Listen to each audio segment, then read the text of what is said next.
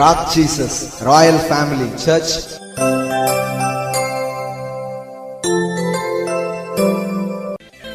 நான் தேவனுடைய பிள்ளை. வேதம் சொல்லுகிறது நான் கிறிஸ்துவுக்கு உடன் சுதந்திரனாய் இருக்கிறேன் என்று வேதவசனம் சொல்லுகிறது. We are a joint heir with Christ. இயேசு கிறிஸ்துவுக்கு நாம் உடன் பங்காளி. இயேசுக்கு என்னெல்லாம் சொந்தமோ அத்தனையும் உங்களுக்கு எனக்கும் சொந்தம். வாழ்வு தான் கடவுளுடைய ஐடியா, சுகம்தான் கடவுளுடைய ஐடியா, செழிப்பு தான் கடவுளுடைய ஐடியா. அவர் என்ன சொல்றாருன்னா, இதெல்லாம் நான் வச்சிருக்கிறேன், ஆனா நீ என்ன பண்ணிக்கோ, இதை சூஸ் பண்ணு, இட் இஸ் மைன் அப்படி நீ என்ன பண்ணு, தெரிந்து கொள். ஹல்லேலூயா.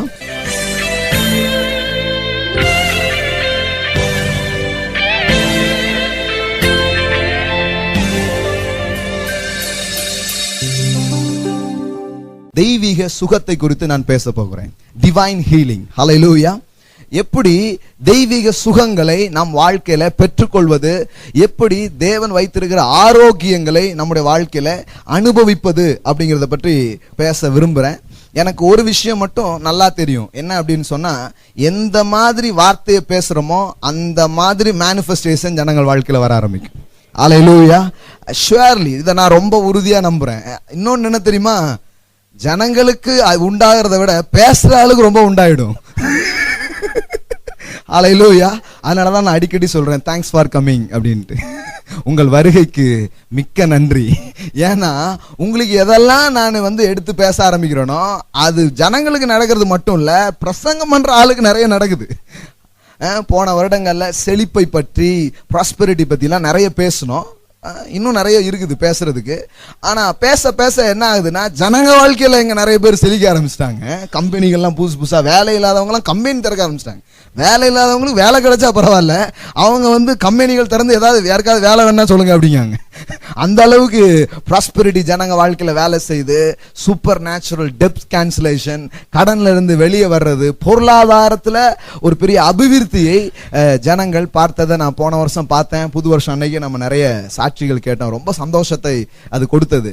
அப்பதான் நான் இந்த ரகசியத்தை, இந்த கீயை இன்னும் கொஞ்சம் ஆழமா பார்க்க ஆரம்பிச்சேன். அது என்னன்னா, எந்த மாதிரி வார்த்தைகளை நாம் ஜனங்களுக்கு பிரசங்கம் பண்ணுகிறோமோ அந்த வார்த்தைகளுக்கு ஆவியானவர் முத்திரை போடுகிறார். ஹல்லேலூயா. அப்படியாங்க? எப்படி சொல்றீங்க? ஒரு வசனம் காமிச்சிடுறேன், சரிங்களா? சும்மா எல்லாத்தையும் சும்மா சொல்ல முடியாது இல்லையா? அப்புறம் இன்னைக்கு இது சப்ஜெக்ட் ஆயிடக்கூடாது. வார்த்தைகளை எப்படி அவர் கன்ஃபார்ம் பண்றார் அப்படின்னு சொல்லிட்டு. அப்போஸ்தலர் நடபடிகள் 14வது அதிகாரம் எடுத்தீங்களா? 14:3 பாருங்க. அவர்கள் அங்கே அநேக நாள் சஞ்சரித்து கர்த்தரை முன்னிட்டு தைரியம் உள்ளவர்களாய் போதகம் பண்ணினார்கள். அவர் தமது கிருபையுள்ள வசனத்திற்கு சாட்சியாக அடையாளங்களும் அற்புதங்களும் அவர்கள் கைகளால் செய்யப்படும்படி அனுக்கிரகம் பண்ணினார். ஹல்லேலூயா. நம்ம இதுல நிறைய போதகர்களுக்கு இந்த மெசேஜஸ் எல்லாம் போகுது, நிறைய ஊழியக்காரங்க எல்லாம் பாக்குறாங்க. அதனால இது ஒரு கீ, இது தெரிஞ்சுக்கணும். எந்த மாதிரி உங்களுக்கு ரிசல்ட் வேணுமோ அந்த மாதிரி வார்த்தையை பேசணும். விதைக்கிறவன் எதை விதைக்கிறான்? வசனத்தை என்ன பண்றான்? விதைக்கிறான். பிரசங்கிக்கிறவன் எதை அப்படி சொல்லி கேட்டிருக்கணுமோ, பைபிள்ல போட்டிருக்குது. விதைக்கிறவன் எதை விதைக்கிறான்? விதைய விதைக்கிறான். அதுக்கு எதுக்கு அடையாளம் சொல்லி இருக்கிறாரு? வசனம். விதை எதுக்கு அடையாளம்? வசனம். அப்போ எந்த மாதிரி விதைகளை போடுறோமோ அந்த மாதிரி என்ன உண்டாகுது? விளைச்சலும் அறுவடைகளும் உண்டாக ஆரம்பிக்கிறது. அது மாதிரி தான் இந்த பிரசங்கங்கிறது எப்படி இருக்குதுன்னா, எந்த மாதிரி வார்த்தைகளை எடுத்து நாம் ஜனங்களுக்கு பிரசங்கிக்க ஆரம்பிக்கிறோமோ அந்த மாதிரி காரியங்கள் ஜனங்க வாழ்க்கையில மேனிஃபெஸ்ட் ஆகிறத, வெளிப்படுறத நம்மளால பார்க்க முடியும். ஹல்லேலூயா. இந்த வசனம் எவ்வளவு தெளிவா போட்டிருக்குது பாருங்க. பிரசங்கம் பண்றவங்க ரொம்ப நல்லா கவனிச்சுக்கணும் இது ரொம்ப. ஏன்னா நீங்க கண்டம்னேஷனையும் குற்ற உணர்வையும் ஆக்கினை தீர்ப்பையும் அப்படி இப்படின்னு சொல்லி தேவையில்லாத எதையாவது பேசிட்டு ஜனம் நல்லா இருக்கும்னு நினைச்சீங்கன்னா அது நல்லா இருக்கிறதுக்கு வாய்ப்பே கிடையாது. ஏன்னா இங்க என்ன சொல்லியிருக்குது பாருங்க, என்ன பேசுறாங்க? அவர் தமது கிருபையுள்ள வசனத்திற்கு சாட்சியாக. அப்போ என்ன மாதிரி வார்த்தைகளை பேசுனாங்க? the word of grace, கிருபையுள்ள வார்த்தைகளை பேசுனாங்க. ஜனங்களை குத்துற வார்த்தைகளை பேசல, சில நம்பிக்கை ஊட்டுகிற, தைரியம் ஊட்டுகிற கிருபையுள்ள வார்த்தைகளை அவர்கள் பேசினார்கள். அப்படி பேசின வசனத்திற்கு சாட்சியாக, எல்லாம் சொல்லுங்க, வசனத்துக்கு சாட்சியாக அடையாளங்களும் அற்புதங்களும் அவர்கள் கைகளால் செய்யப்படும்படி அனுக்கிரகம் பண்ணினார். ஹல்லேலூயா. ஆண்டவர் எந்த மாதிரி அற்புதத்துல ரொம்ப தீவிரமா இருக்கிறாருன்னா, வசனத்தை பிரசங்கம் பண்ணி அதன் நிமித்தம் நடக்கிற அற்புத அடையாளங்கள்ல அவர் ரொம்ப பிரியமா இருக்கிறாரு. ஹல்லேலூயா. இன்னொரு வசனம் உங்களுக்கு காமிக்க பாருங்க. இப்ப இதுல நிக்கலாம், ரொம்ப நின்று பேசுற அளவுக்கு இதுல சத்துவங்கள் இருக்கிறது. சுவிசேஷ பகுதிகளில் நீங்க வந்தீங்கன்னா மத்தேயு எடுங்க பார்க்கலாம். 28:19-20. ஆகையால் நீங்கள் புறப்பட்டு போய் சகல ஜாதிகளையும் சீசராக்கி பிதா குமாரன் பரிசுத்த ஆவி நாமத்தினாலே அவர்களுக்கு நான் உங்களுக்கு கட்டளிட்ட யாவையும் அவர்கள் கை கொள்ளும்படி அவர்களுக்கு இதோ உலகத்தின் முடிவு பரியந்தம் சகல நாட்களில் நான் உங்களுடன் கூட இருக்கிறேன் என்றார். ஆமேன். இப்ப அடுத்த காஸ்பலுக்கு வாங்க. இது லூக்கா, மார்க்குக்கு வாங்க. மார்க் 16 வாங்க. இந்த கிரேட் கமிஷன், அதாவது உலகம் ஃபுல்லா போய் சுவிசேஷத்தை பிரசங்கிக்கிற வேலையை அவர்கள் செய்யும்படியாக அனுப்பப்படுகிறார்கள். இப்ப என்ன நடக்குது பாருங்க. 16:20 பாருங்க. அவர்கள் புறப்பட்டு போங்கன்னு சொன்னாரு. இங்க என்ன பண்றாங்க? புறப்பட்டு போய் எங்கும் போய் என்ன பண்ணாங்க? பிரசங்கம் பண்ணினார்கள். கர்த்தர் அவர்களுடனே கூட கிரியை நடப்பித்து அவர்களால் நடந்த அடையாளங்களினால், கவனிக்கிறீங்களா என்ன போட்டிருக்குது? அவர்களினால் நடந்த அடையாளங்களினால் எதை உறுதிப்படுத்தினார்? வசனத்தை உறுதிப்படுத்தினாருங்கிறதுல உங்களுக்கு என்ன தெரியுது? என்னம்மா சுகமாக்குகிறவர் அப்படின்னு பேசணும்னே சுகமாக ஆரம்பிச்சிட்டாங்க. அதுதான் வசனத்தை உறுதிப்படுத்துறது. இவங்க வேற எதையோ பேசி கர்த்தர் இன்னைக்கு உன்னை காலை உடைப்பார் கையை உடைப்பாருன்னு அதை உறுதிப்படுத்தல. நல்ல காலோட வந்தவனுக்கு இப்ப இழுத்துட்டு போயிட்டுல, அதை உறுதிப்படுத்தி இருந்தா அது உறுதிப்படுத்தலன்னு சொல்ல முடியாது. கரெக்டா புரியுதுங்களா உங்களுக்கு? வசனத்தை அவர் உறுதிப்படுத்தினார்னா என்ன மாதிரி வார்த்தைகளை பேசுனாங்க? கர்த்தர் சுகமாக்குகிறவராக, விடுவிக்கிறவராக, வாழ வைக்கிறவராக, ஜெயம் அளிப்பவராக இப்படி பேசினாங்க. அப்படி பேசின வசனத்துக்கு ஆண்டவர் சொல்ற ஆமேன் தான் அற்புதங்கள். நீங்களும் நல்லா ஆமேன்னு சொல்றீங்க. அப்போ என்ன மாதிரியான ஒரு பிரசங்கத்தை எடுத்து ஒருத்தர் பிரசங்கிக்கிறாரோ பாருங்க, அப்புறம் பாத்தீங்கன்னா அது ரொம்ப ஈஸியா வேலை செய்ய ஆரம்பிக்கும். ரொம்ப எளிதா ஜனங்க வாழ்க்கையில வர ஆரம்பிக்கும். முதல்ல அப்படி மெதுவா போற மாதிரி இருக்கும். அதுக்கப்புறம் பாத்தீங்கன்னா நான் உங்களுக்கு ஒரு பிரின்சிபிள் சொல்லியிருக்கிறேன், எப்படி ஒர்க் ஆகுது அப்படின்னு சொல்லி சில காரியங்கள் உங்களுக்கு சொல்லியிருக்கிறேன். மறுபடியும் ஞாபகப்படுத்துறேன். அது என்னன்னா, நான் சொல்லிய வார்த்தைகள் ஆவியாயும் ஜீவனாயும் இருக்கிறது. 3 things. எல்லாம் சொல்லுங்க. வார்த்தை, ஆவி, ஜீவன். நல்லா சொல்லுங்க. வார்த்தை, ஆவி, ஜீவன். எப்படிங்க நடக்குது? இது தெரியவே இல்லை பாருங்க நிறைய பேருக்கு. அதனால எனக்கு ஏன் பிரதர் நடக்க மாட்டேங்குன்னே இருக்காங்க. ரொம்ப சிம்பிளுங்க. எப்படி நடக்குங்கிறத தெளிவா தெரிஞ்சுக்கலாம். உங்க வாழ்க்கையில அதை நடத்தி பார்க்கலாம். நீங்கள் நிஜமாக எடுத்து அனுபவிக்க முடியும். ஒன்னும் பெரிய ரகசியம் கிடையாது. இயேசு எல்லா ரகசியத்தையும் வெளிப்படுத்திட்டாருங்க. தேவ பக்தியின் ரகசியம் என்ன? What is the secret of godliness? தேவன் மாம்சத்தில் வெளிப்பட்டார், போட்டு உடைச்சிட்டாரு. இனிமே ரகசியம் ஒண்ணுமே கிடையாது பாருங்க. எல்லாம் வெளிப்படுத்தப்பட்டாச்சு. என்ன வெளிப்படுத்தப்பட்டுச்சு? கடவுளே மனுஷன் ஆயிட்டாருப்பா. இதுக்கு மேல என்ன பெரிய ரகசியம்?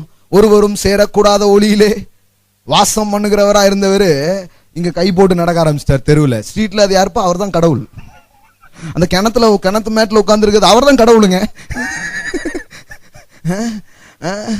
அந்த நடந்து போயிட்டு இருக்காது அவர் யாரு? அவர் தான். அப்போ இவனுக்கு அந்த கடவுள் இந்த ரகசியம்ங்கிறது கிடையாது, வெளிப்படுத்தப்பட்டா விற்று. அவருடைய மடியில் இருந்த ஒரே பேரன குமாரன் வந்ததின் மூலம் தேவ பக்தியினுடைய எல்லா காரியமும் என்ன ஆயிடுச்சு?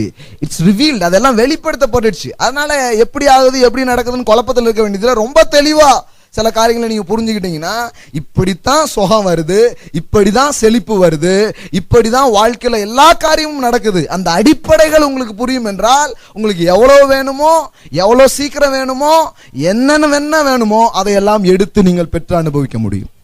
அல்லேலூயா. புரியுதுங்களா உங்களுக்கு? அந்த மாதிரி நிலையில வாழ்க்கை இருந்தா எப்படி இருக்கும்? ஒரு ஹோட்டல்ல போய் ஆர்டர் பண்ண மாதிரிங்க. மெனு கேக்குறீங்க, கொண்டு வந்து கொடுக்குறாங்க, நீங்க டிக் பண்றீங்க வேகமா, இதெல்லாம் எனக்கு வேணும்ட்டு. அவங்க கொண்டு வந்து என்ன பண்றாங்க? ப்ரொவைட் பண்றாங்க. வாழ்க்கையை கடவுள் அப்படிதான் வச்சிருக்கிறார். நீங்க சில காரியத்தை தெரிந்து கொண்டு அதை எடுத்து அனுபவிக்கக்கூடிய உரிமை உள்ளவர்களாக தேவன் உங்களை என்னையும் வைத்திருக்கிறார். அல்லேலூயா.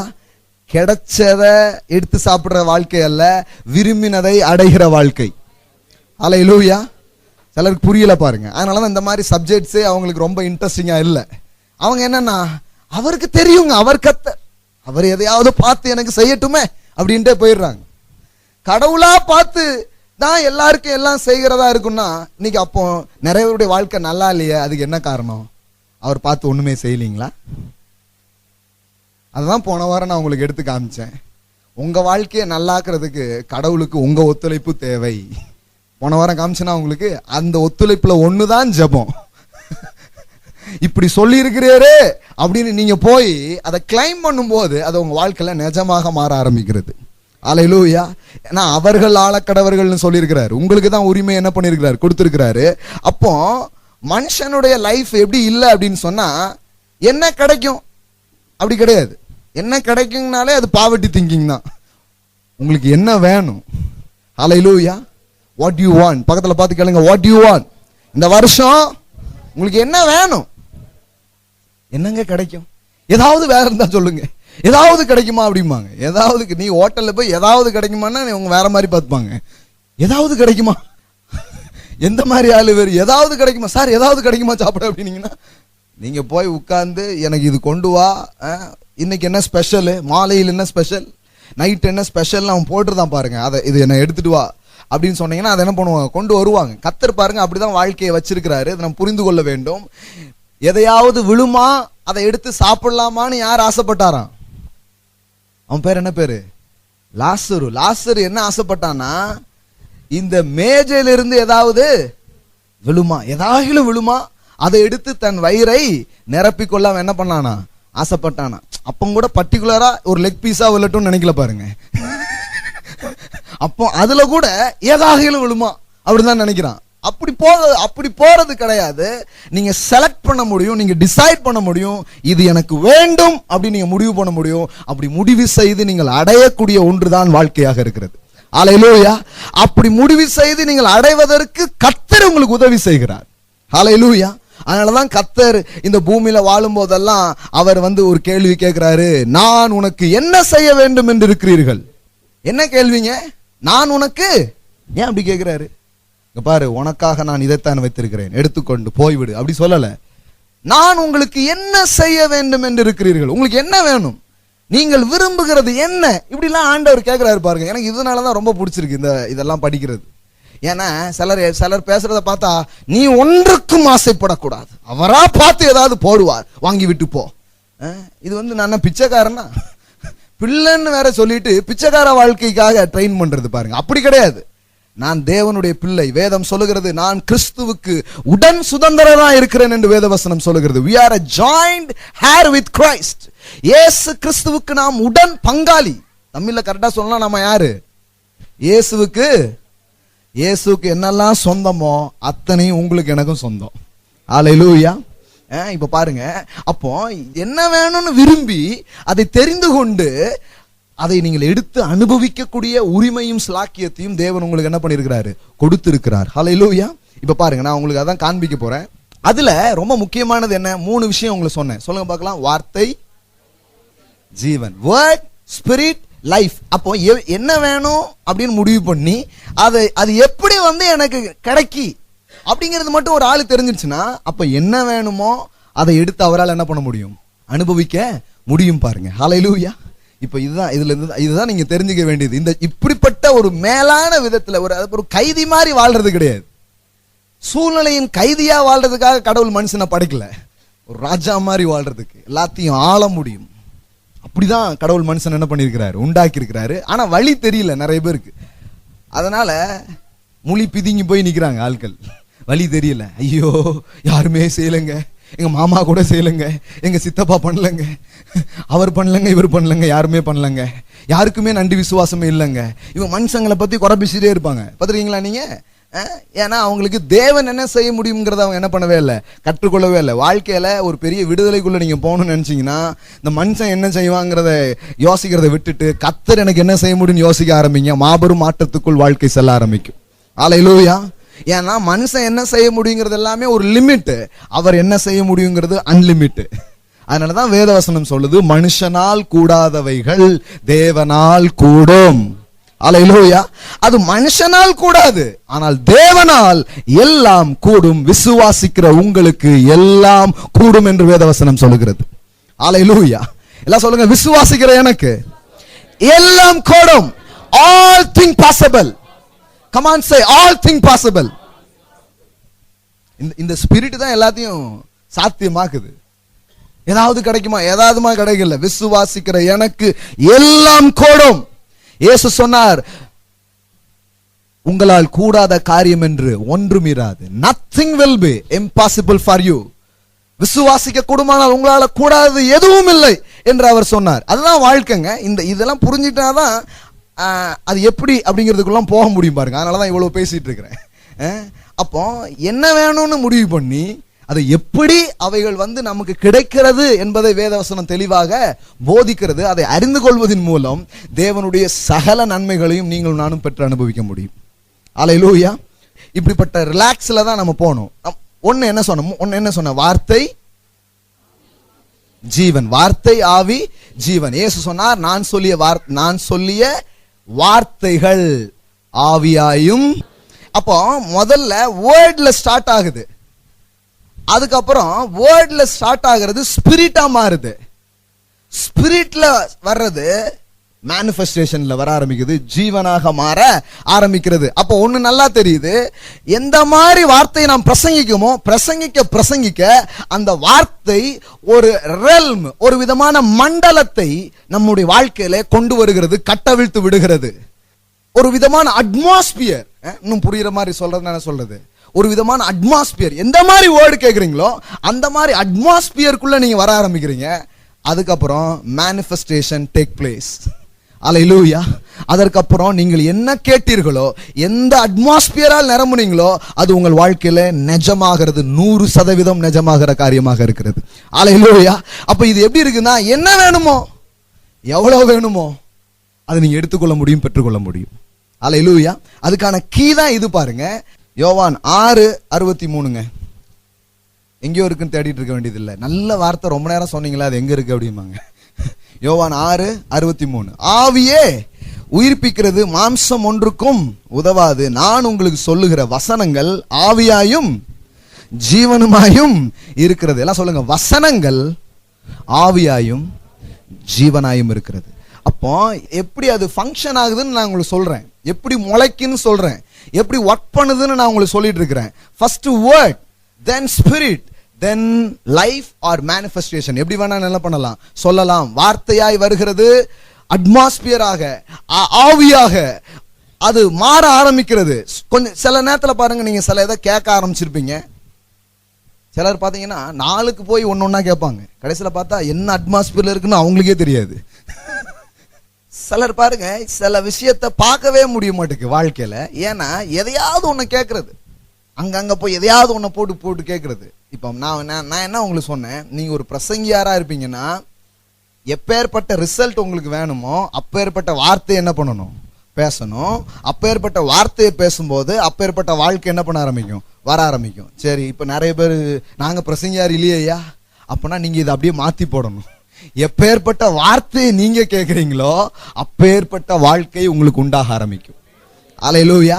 இதை எடுத்து ஒரு வாரம் ஃபுல்லாவே உங்களுக்கு நான் பேசிட்டேன், ஞாபகம் இருக்குதா உங்களுக்கு? நீங்கள் எதை கேட்கிறீர்களோ அதையே பெற்றுக்கொள்வீர்கள். என்னன்னா நீங்க திருப்பி இதை கேட்கணும். என்ன நான் ரிப்பீட் பண்றேன் அடிக்கடி, ஏன்னா என்ன கேட்டோன்னே மறந்து போயிடக்கூடாது. ஏன்னா நீங்க எவைகளை கேட்கிறீர்களோ, உங்க காதால என்ன கேட்கிறீங்களோ அதுதான் உங்கள் நம்பிக்கையாக மாறும், அது நிஜமானதாக உங்க வாழ்க்கையில பலிக்க ஆரம்பித்து விடும் அப்படின்னு நான் உங்களுக்கு சொன்னேன். அப்போ இது நீங்க ஒரு விசுவாசியா இருக்கலாம், ஒரு பிரசங்கியாரா இருக்கலாம், எப்படி வேணாலும் இருக்கலாம். எப்படி காரியம் நடக்குதுன்னு நமக்கு நல்லா தெரியணும். ஒண்ணுமே புரியலங்க, எப்படி நடக்குன்னே தெரியலங்க அப்படி இருக்கக்கூடாது. எப்படி நடக்குதுன்னு ரொம்ப நல்லா தெரிஞ்சிடணும். வார்த்தையில ஆரம்பிக்குது, அது ஆவியா மாறுது, அப்புறம் ஜீவனாக வருகிறது. அல்லேலூயா. அப்போ ஒரு விவசாயி எதை விதைக்கணும் அப்படின்னு முடிவு பண்றான் அப்படின்னா, அவன் எதை அறுவடையாக எடுக்கணும்னு நினைக்கிறானோ அதை என்ன பண்றான், விதைக்க போறான். உங்க வாழ்க்கையில நீங்கள் எதை பெற்றுக்கொள்ள வேண்டும் என்று விரும்புகிறீர்களோ அப்படிப்பட்ட வார்த்தைகளை கேட்க வேண்டும், அல்லது அப்படிப்பட்ட வார்த்தைகளை பேச வேண்டும். அதுதான் அறுவடையாக உங்களுக்கு வர ஆரம்பிக்கும். அல்லேலூயா. இது ஈஸியா கஷ்டமாங்க? வாழ்க்கையை அந்த அளவுக்கு சுலபமா வச்சிருக்கிறா. எல்லாம் சொல்லுங்க, life is full of choice. வாழ்க்கை என்பது ஒரு தெரிந்தெடுப்பு, சரிங்களா? அது விதி கிடையாது. அது விதிச்சுட்டாங்க, எழுதிட்டான் அப்படிங்காங்க. இப்படியே நான் வியாதியில கிடக்கணும்னு எழுதிட்டான் ஆண்டவன் அப்படிங்காங்க. நான் ஒருத்தர் தலையை தடவி பார்த்தேன், ஒண்ணுமே எழுதலையே அப்படின்னு சொன்னேன். ஆனா இன்னொன்னு எழுதியிருக்கு, என்னன்னா அவருடைய தழும்புகளால் குணமானீர்கள் எழுதியிருக்கு. அல்லேலூயா. அப்படியே நீங்க எழுதியிருக்கிற பாலிசியா இருந்தீங்கன்னா அப்ப நான் வேற மாதிரி தான் சொல்லணும், ஏன்னா வேற நிறைய எழுதியிருக்கு. அப்ப கவனிங்க, life is full of choice. எல்லாம் சொல்லுங்க, வாழ்க்கை என்பது முழுவதும் ஒரு தெரிந்தெடுப்பு. நீங்க சூஸ் பண்ணிக்க முடியும், நீங்க தெரிந்து கொள்ள முடியும், நீங்க விரும்புகிறத அடைய முடியும். நீங்க என்ன பெற்றுக்கொள்ளணும்னு நினைக்கிறீங்களோ அதை உங்களால என்ன பண்ண முடியும், பெற்றுக்கொள்ள முடியும். பாருங்க, அப்படிப்பட்ட ஒரு சாய்ஸ் ஃபுல்லான ஒன்றாகத்தான் கடவுள் வாழ்க்கையை வைத்திருக்கிறார். அதனாலதான் நான் போன வாரம் உங்களை எடுத்து காமிச்சேன். உபாகமத்துல என்ன போட்டிருக்குது? உபாகமத்துல நிறைய போட்டிருக்குதுங்க. என்ன போட்டிருக்குன்னு இப்படி ஒரே அடியா மொத்தமா கேட்டீங்கன்னா, போன வாரம் என்ன சொன்ன உபாகமத்துல இருந்து? நீ ஜீவனை பாருங்க. இப்ப இதுக்குதான் நான் திருப்பி திருப்பி ஏன் போறேன், பூசா பாக்குற மாதிரியே பாக்குறீங்க. உபாகமம் எத்தனை? 30:19 வாசிங்க பார்க்கலாம். நான் ஜீவனையும் மரணத்தையும் ஆசீர்வாதத்தையும் சாபத்தையும் உனக்கு முன் வைத்தேன் என்று உங்கள் மேல் வானத்தையும் பூமியையும் இன்று சாட்சி வைக்கிறேன். ஆகையால் நீயும் உன் சந்ததியும் பிழைக்கும்படிக்கு நீ ஜீவனை யாரு தெரிந்து கொள்ளணும்? அப்போ லைஃப்னால என்னது? It is a choice. You have the power to choose. தேவன் உங்களுக்கு தந்திருக்கிற ஆற்றல், தேவன் உங்களுக்கு தந்திருக்கிற ஒரு பெரிய காரியமே என்னன்னா the power to choose. நீங்கள் சில காரியங்களை தெரிந்து கொள்ள முடியும். அதனாலதான் ஆண்டவர் சொல்றாரு, இல்லப்பா அது நான் உனக்கு மரணத்தை வச்சிருக்கேன், உனக்கு நான் ஜீவனை வச்சிருக்கேன் அப்படிலாம் சொல்லல. அவர் என்ன சொல்றாரு, இங்க பாருப்பா, ஜீவனும் இருக்குது, மரணமும் இருக்குது, ஆசீர்வாதமும் இருக்குது, சாபமும் இருக்குது, வெற்றி இருக்குது, தோல்வி இருக்குது, நன்மையும் இருக்குது, தீமையும் இருக்குது. இப்போ நீ எதை தெரிந்து கொள், நீ எதை தெரிந்து கொள். அப்ப ஏன் மனுஷனை தெரிந்து கொள்ள சொல்றாரு? இல்ல நான் உனக்கு உனக்கு முடிவு பண்ணிட்டேன், உனக்கு ஜீவன் உனக்கு மரணம். சிலர் அப்படி சொல்றாங்க. சிலரை தேவன் ஐஸ்வர்யவான்களாகவும் சிலரை ஏழைகளாகவும் அவர் வைக்கிறார். ஆண்டவன் திருவிடையாளல் அப்படிங்காங்க. எந்த ஆண்டவனை பத்தி சொல்றீங்கன்னு எனக்கு தெரியலையே. அவர் வச்சிட்டாருங்க, அவர் வச்சிட்டாருன்னு போடலாங்க பைபிள்ல. அவர் என்ன சொல்றாரு, நீ ஜீவனை தெரிந்து கொள். Life is full of choice. நீங்க சில முடிவுகள் எடுக்கும் பொழுது, சில தீர்மானங்கள் எடுக்கும் போது, இன்னைக்கு சரியில்லாத வாழ்க்கை கூட வெகு சீக்கிரத்தில் சரியான வாழ்க்கையாக மாற முடியும். ஹல்லேலூயா. இன்னைக்கு மோசமா இருக்கலாம், இன்னைக்கு அவ்வளவு நல்லா இருக்கலாம், ஆனா ஆண்டவர் சொல்றாரு, சூஸ் லைஃப். நீ ஜீவனை தெரிந்து கொள், வாழ்வை தெரிந்து கொள், வெற்றியை தெரிந்து கொள், சுகத்தை தெரிந்து கொள். ஏனென்றால் வாழ்க்கை என்பது உனது தெரிந்து கொள்வதற்காக நான் வைத்திருக்கிற ஒன்றாக இருக்கிறது. நீ எதை தெரிந்து கொள்றையோ அதை பெற்றுக்கொள்ள நான் உனக்கு உதவி செய்வேன். எதை வேணாலும் தெரிஞ்சுக்கோ, அந்த சாய்ஸ் உனக்கு இருக்குது. ஆனா என்னுடைய ரெக்கமெண்டேஷன் ஒன்னு இருக்குது அப்படிங்கிறார் ஆண்டவர். அந்த வசனத்தை பாருங்க. ஆண்டவரே, அது எதை தெரிஞ்சுக்கணும்னு எனக்கு தெரியல ஆண்டவரே. சூஸ் த ரைட் ஆன்சர்னு போட்டு ஒரு 4 இது கொடுத்துருப்பாங்க இல்லையா இந்த ஸ்கூல் இதுலலாம். அது கீழே போட்டு இதுதான் ஆன்சர்னு போட்டுருந்தா அதுல யாராவது ஃபெயில் ஆக முடியுமா? இதுல இது அப்படித்தான் இருக்கு. அந்த மாதிரி எங்க ஸ்கூல்ல வைக்க மாட்டேங்காங்க பிரதர். இதுல எப்படி போட்டிருக்குது பாருங்க, ஜீவனை. பைபிள் எப்படி படிக்கணும்னு சொல்லி கொடுக்குறாங்க. கடகடான்னு பிரசங்காரும் போயிட்டு இவங்களும் கடகடான்னு தேடி முடிக்கிறதுக்குள்ள முடிஞ்சு போயிருது பிரசங்கமே. கொஞ்சம் திறந்து வச்சு பாருங்க எப்படி போட்டிருக்குது பாருங்க. என்ன சொல்றாரு, ஜீவனை தெரிந்து கொள் அப்படின்னு சொல்லிட்டு இப்ப என்ன சொல்றாரு, அந்த இடத்துல என்ன போட்டிருக்குது, வைக்கிறேன் அப்படி சொல்லிட்டு என்ன சொல்லிட்டாரு, ஜீவனை வைக்கிறேன்னு சொல்லிட்டு அவர் விருப்பத்தையும் சொல்றாரு. என்ன சொல்றாரு, நீ ஜீவனை இதெல்லாம் வச்சிருக்கிறப்பா, ஆனா என் ரெக்கமெண்டேஷன் நான் உனக்கு ஒண்ணு சொல்றேன், என் விருப்பத்தை நான் உனக்கு சொல்றேன், நீ ஜீவனை. அப்போ உங்களை குறித்து கடவுளுடைய விருப்பம் ஜீவன். அல்லேலூயா. எல்லாம் சொல்லுங்க, என்னை குறித்த தேவனுடைய விருப்பம் ஜீவன். அது என்னங்க ஜீவன்? ஜீவன் என்ன தெரியுமா? ஒட்டுமொத்த நன்மைகளின் தொகுப்பு தான் ஜீவன். அல்லேலூயா. மரணம் என்ன தெரியுமா? எல்லா கெட்டதுக்கும் ஒரு பேர் சொல்லுங்கன்னா மரணம், எல்லா நல்லதுக்கும் ஒரே ஒரு பேர் சொல்லுங்கன்னா ஜீவன். அப்படின்னா என்னன்னா, சூஸ் லைஃப் அர்த்தம். நீ ஜீவனை தெரிந்து கொள்ள அர்த்தம். எல்லா நன்மைகளையும் நான் உனக்காக வைத்திருக்கிறேன், நீ அதை தெரிந்து கொள். அல்லேலூயா. பாருங்க, இது வந்து ரொம்ப இம்பார்ட்டன்ஸான லெசன்ஸ். பாருங்க, நிறைய பேர் இதை விட்டுட்டாங்க. நிறைய கிறிஸ்தவங்க இதுக்குள்ள வரவே இல்லை. அவங்க என்ன நினைக்கிறாங்கன்னா, அது தெரியலங்க, ஆண்டவர் என்ன வச்சிருக்காருன்னே தெரியலங்க, நீங்க ஜெபிச்சு சொல்லுங்களேன் பிரதர் அப்படிங்காங்க. ஆண்டவர் என்ன வச்சிருக்காருன்னு ஆளுக்கு என்ன ஒன்னா வச்சிருக்காரு நான் ஜெபிச்சு வித்தியாசமா எதையாவது சொல்றதுக்கு. அவர் எல்லா மனுஷனுக்கும் வாழ்வை தான் வைத்திருக்கிறார். இயேசு இந்த பூமியில வந்த போது கேட்டார், ஜீவனை காப்பதா அழிப்பதா எது நியாயம் அப்படின்னு கேட்டார். எல்லாம் முழிச்சுக்கிட்டு இருக்கிறான். எது நியாயம்? காப்பதுதான் நியாயம். ஹல்லேலூயா. அப்பனா என்ன? வாழ்வு தான் கடவுளுடைய ஐடியா, சுகம்தான் கடவுளுடைய ஐடியா, செழிப்பு தான் கடவுளுடைய. ஆனா அவர் என்ன சொல்றாருன்னா, இதெல்லாம் நான் வச்சிருக்கிறேன், ஆனா நீ என்ன பண்ணிக்கோ, அதை சூஸ் பண்ணு. இட் இஸ் மைன் அப்படின்னு நீ என்ன பண்ணு, தெரிந்து கொள். ஒவ்வொருத்தருக்குள்ளயும் அது இருக்குது பாருங்க. அந்த அந்த அந்த வில் உள்ளுக்குள்ள வந்து அந்த தெரிந்தெடுக்கிற சித்தம் அப்படிங்கிற ஒண்ணு இருக்குது. இன்னைக்கு வார்த்தை அந்த அளவுக்கு ஆழமா போகாததுனால இந்த வில் உள்ள வேலை செய்ய மாட்டுக்கு, குழப்பத்துல இருக்குது. வில் வேலை செய்யாததான் குழம்பின நிலை, கன்ஃபியூஸ்டுங்காங்களே. அப்படின்னு என்ன அர்த்தம்? உள்ள அந்த வில் கரெக்டா என்ன பண்ணவே இல்லை, வேலை செய்யவே இல்லை. அதுவோ இதுவோ எதுவோ ஒண்ணுமே தெரியலங்க அப்படின்னு போறது. இல்ல இல்ல, எதுங்கிறது ரொம்ப தெளிவா தெரியும். நான் வாழ்ந்திருப்பதை தேவன் விரும்புகிறார். அல்லேலூயா. என்னுடைய செழிப்பை தேவன் விரும்புகிறார், என்னுடைய வெற்றியை தேவன் விரும்புகிறார். அப்படி விரும்பின தேவன் சொல்றாரு, தம்பி இதை நீ என்ன பண்ணு, தெரிந்து கொள் அப்படிங்கிறாரு. அல்லேலூயா. எதை வேணாலும் நீ எடுத்துக்கலாம், ஆனா இதை எடுத்துக்கோ அப்படின்ட்டு ரொம்ப அழகா சொல்றாரு. ஜீவனை தெரிந்து கொள். அப்போ life is full of choice. எல்லாம் சொல்லுங்க, வாழ்க்கை என்பது ஒரு தெரிந்தெடுப்பு. ஆமென். இன்னொன்னு பாருங்க, இது எல்லா பகுதியிலும் வேலை செய்யுது. எந்த அளவுக்கு வேலை செய்யுதுன்னா, பரலோகமா நரகமா, இது யாருடைய தெரிந்தெடுப்பு நினைக்கிறீங்க? மனிதனுடைய தெரிந்தெடுப்பு. இதெல்லாம் நினைக்கிறாங்க, இல்லங்க அது எப்படிங்க சொல்றீங்க அப்படின்னு. அப்படிதான் போட்டிருக்குது. விசுவாசிக்கிறவன் ரட்சிப்படைகிறான், விசுவாசியாதவன் ஆக்கினை தீர்ப்புக்கு உட்பட்டு இருக்கிறான் அப்படின்னாரு இயேசு. அப்ப ஹெல் ஆர் ஹெவன் கூட யார் சாய்ஸ்ல இருக்குது? மனுஷனுடைய சாய்ஸ்ல தான் இருக்குது. ஹல்லேலூயா. இயேசு என் ஆண்டவர், என் பரிகாரி, என் ரட்சகர் என்று நான் விசுவாசிக்கும் பொழுது நித்திய வாழ்வை நான் பெற்றுக்கொள்ளுகிறேன். ஹல்லேலூயா. அவ்வளவுதான். இல்லங்க அப்படின்னீங்கன்னா அது வேற சாய்ஸ். அப்போ வாழ்க்கையில எல்லா காரியமுமே எங்க போயிடுதுன்னா, அந்த மனுஷனுடைய டிசிஷனுக்குள்ள கடவுள் என்ன பண்றாரு, கொண்டு வந்து வைக்கிறாரு. அப்ப இன்னைக்கு வாழ்க்கை கரெக்டா போகலன்னா நீங்க கரெக்ட் பண்ணிக்க முடியும். எப்படி கரெக்ட் பண்ணிக்க முடியும்னா, தேவனுடைய வார்த்தை சொல்றபடி நான் தீர்மானிக்க போறேன்னு தீர்மானிச்சீங்கன்னா அதுல வாழ்றதுக்கு தேவனே உங்களுக்கு உதவி செய்வார். இது ரொம்ப முக்கியமான மேட்டர் பாருங்க. அந்த அளவுக்கு உங்களுக்கு எவ்வளவு புரியுதுன்னு தெரியல, திருப்பி சொல்றேன் பாருங்க. இதுல நீங்க எதை தெரிந்து கொள்ளணும்னு அவர் சொல்லிட்டாரு. இப்ப நீங்க ஒன்ன தெரிந்து கொள்றீங்கன்னா, நீ தெரிஞ்சுக்கிட்ட, சரி இதை சூஸ் பண்ணிட்டியா, சரி பார்த்து பண்ணிக்கோ அப்படின்னு போயிடல. நீங்கள் தேவன் வைத்திருக்கிற இந்த பெஸ்ட் விஷயத்தை நீங்க சூஸ் பண்றதுனால, தெரிந்து கொள்றதுனால, அது அவருடைய விருப்பமும் சித்தமுமா இருக்கிறதுனால அதுல வாழ அவரே உங்களுக்கு உதவி செய்கிறார்.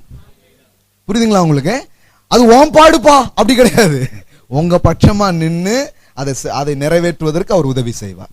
அல்லேலூயா. இந்த கண்ணோட்டத்துல நீங்க பார்க்க வேண்டியது அவசியமா இருக்குது. இப்ப பாருங்க, அப்ப நான் என்ன உங்களுக்கு சொன்னேன்னா, வார்த்தை ஜீவன். சொல்லுங்க, வேர்ட், ஸ்பிரிட், லைஃப். அப்போ முதல்ல வார்த்தையாக அது வருகிறது, பின்பு அது ஆவியாகிறது, பின்பு என்னதான் மாறுகிறது, ஜீவனாக வாழ்க்கையில வந்து வெளிப்பட ஆரம்பிக்கிறது. அப்போ கடவுள் வாழ்க்கைய எப்படி வச்சிருக்கிறாருன்னா, ஒரு தெரிந்து கொள்ளுதலுக்கு வச்சிருக்கிறாரு. அப்போ நீங்க என்ன விதைய விதைச்சா எதை அறுக்க முடியும்னு ஒரு விவசாயி தெரிந்து கொள்றானோ, அதுபோல உங்க வாழ்க்கையில கூட நீங்கள் எதை அறுவடையாக பெற வேண்டும் என்கிற முடிவுகளை நீங்கள் எடுக்கலாம். ஹல்லேலூயா. எல்லாம் சொல்லுங்க, அறுவடையை நான் தீர்மானிக்க முடியும். ஏங்க இது எவ்வளவு பெரிய சாய்ஸ் பாருங்க.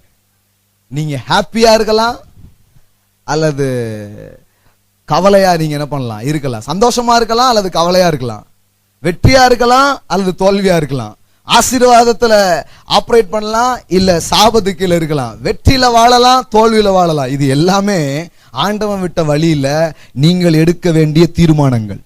என்ன பிரதர், எல்லாத்தையும் தூக்கி எங்க தலை மேல வச்சுட்டீங்க, ஆண்டவரா பார்த்து ஏதாவது செய்ய மாட்டாரா? அப்புறம் உங்களுக்கு மரியாதையே இல்லையே.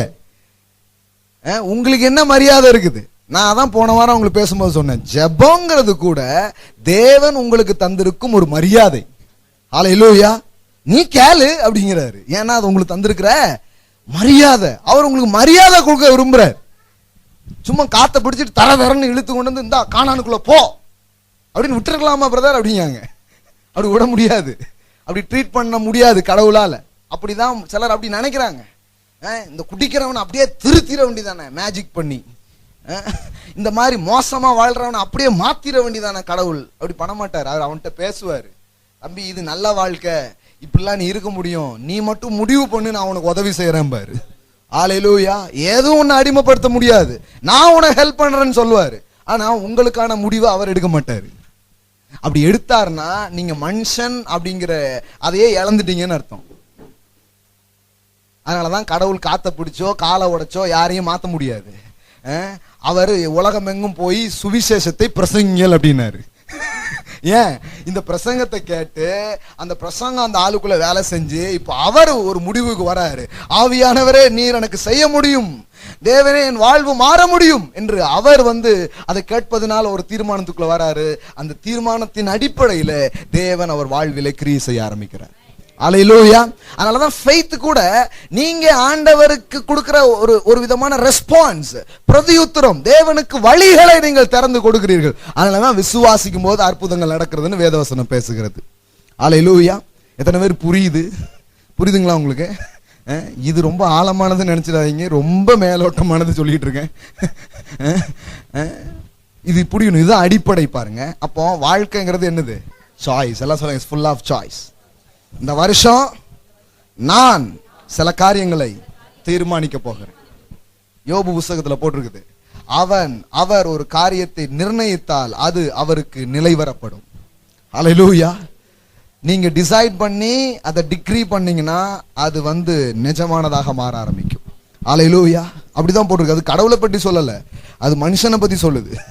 ஏன்னா கடவுள் மனுஷனுக்கு அப்பேற்பட்ட அதிகாரங்களையும் உரிமைகளையும் கொடுத்திருக்கிறார். சரி, அதனாலதான் விதைக்கிறவன் எதை என்ன பண்ணலாம், விதைக்கலாம், என்ன பண்ண முடியும், சாய்ஸ் பண்ணிக்க முடியும். நீங்க விதைய சாய்ஸ் பண்ணும் போது அறுவடையையும் சாய்ஸ் பண்றீங்க.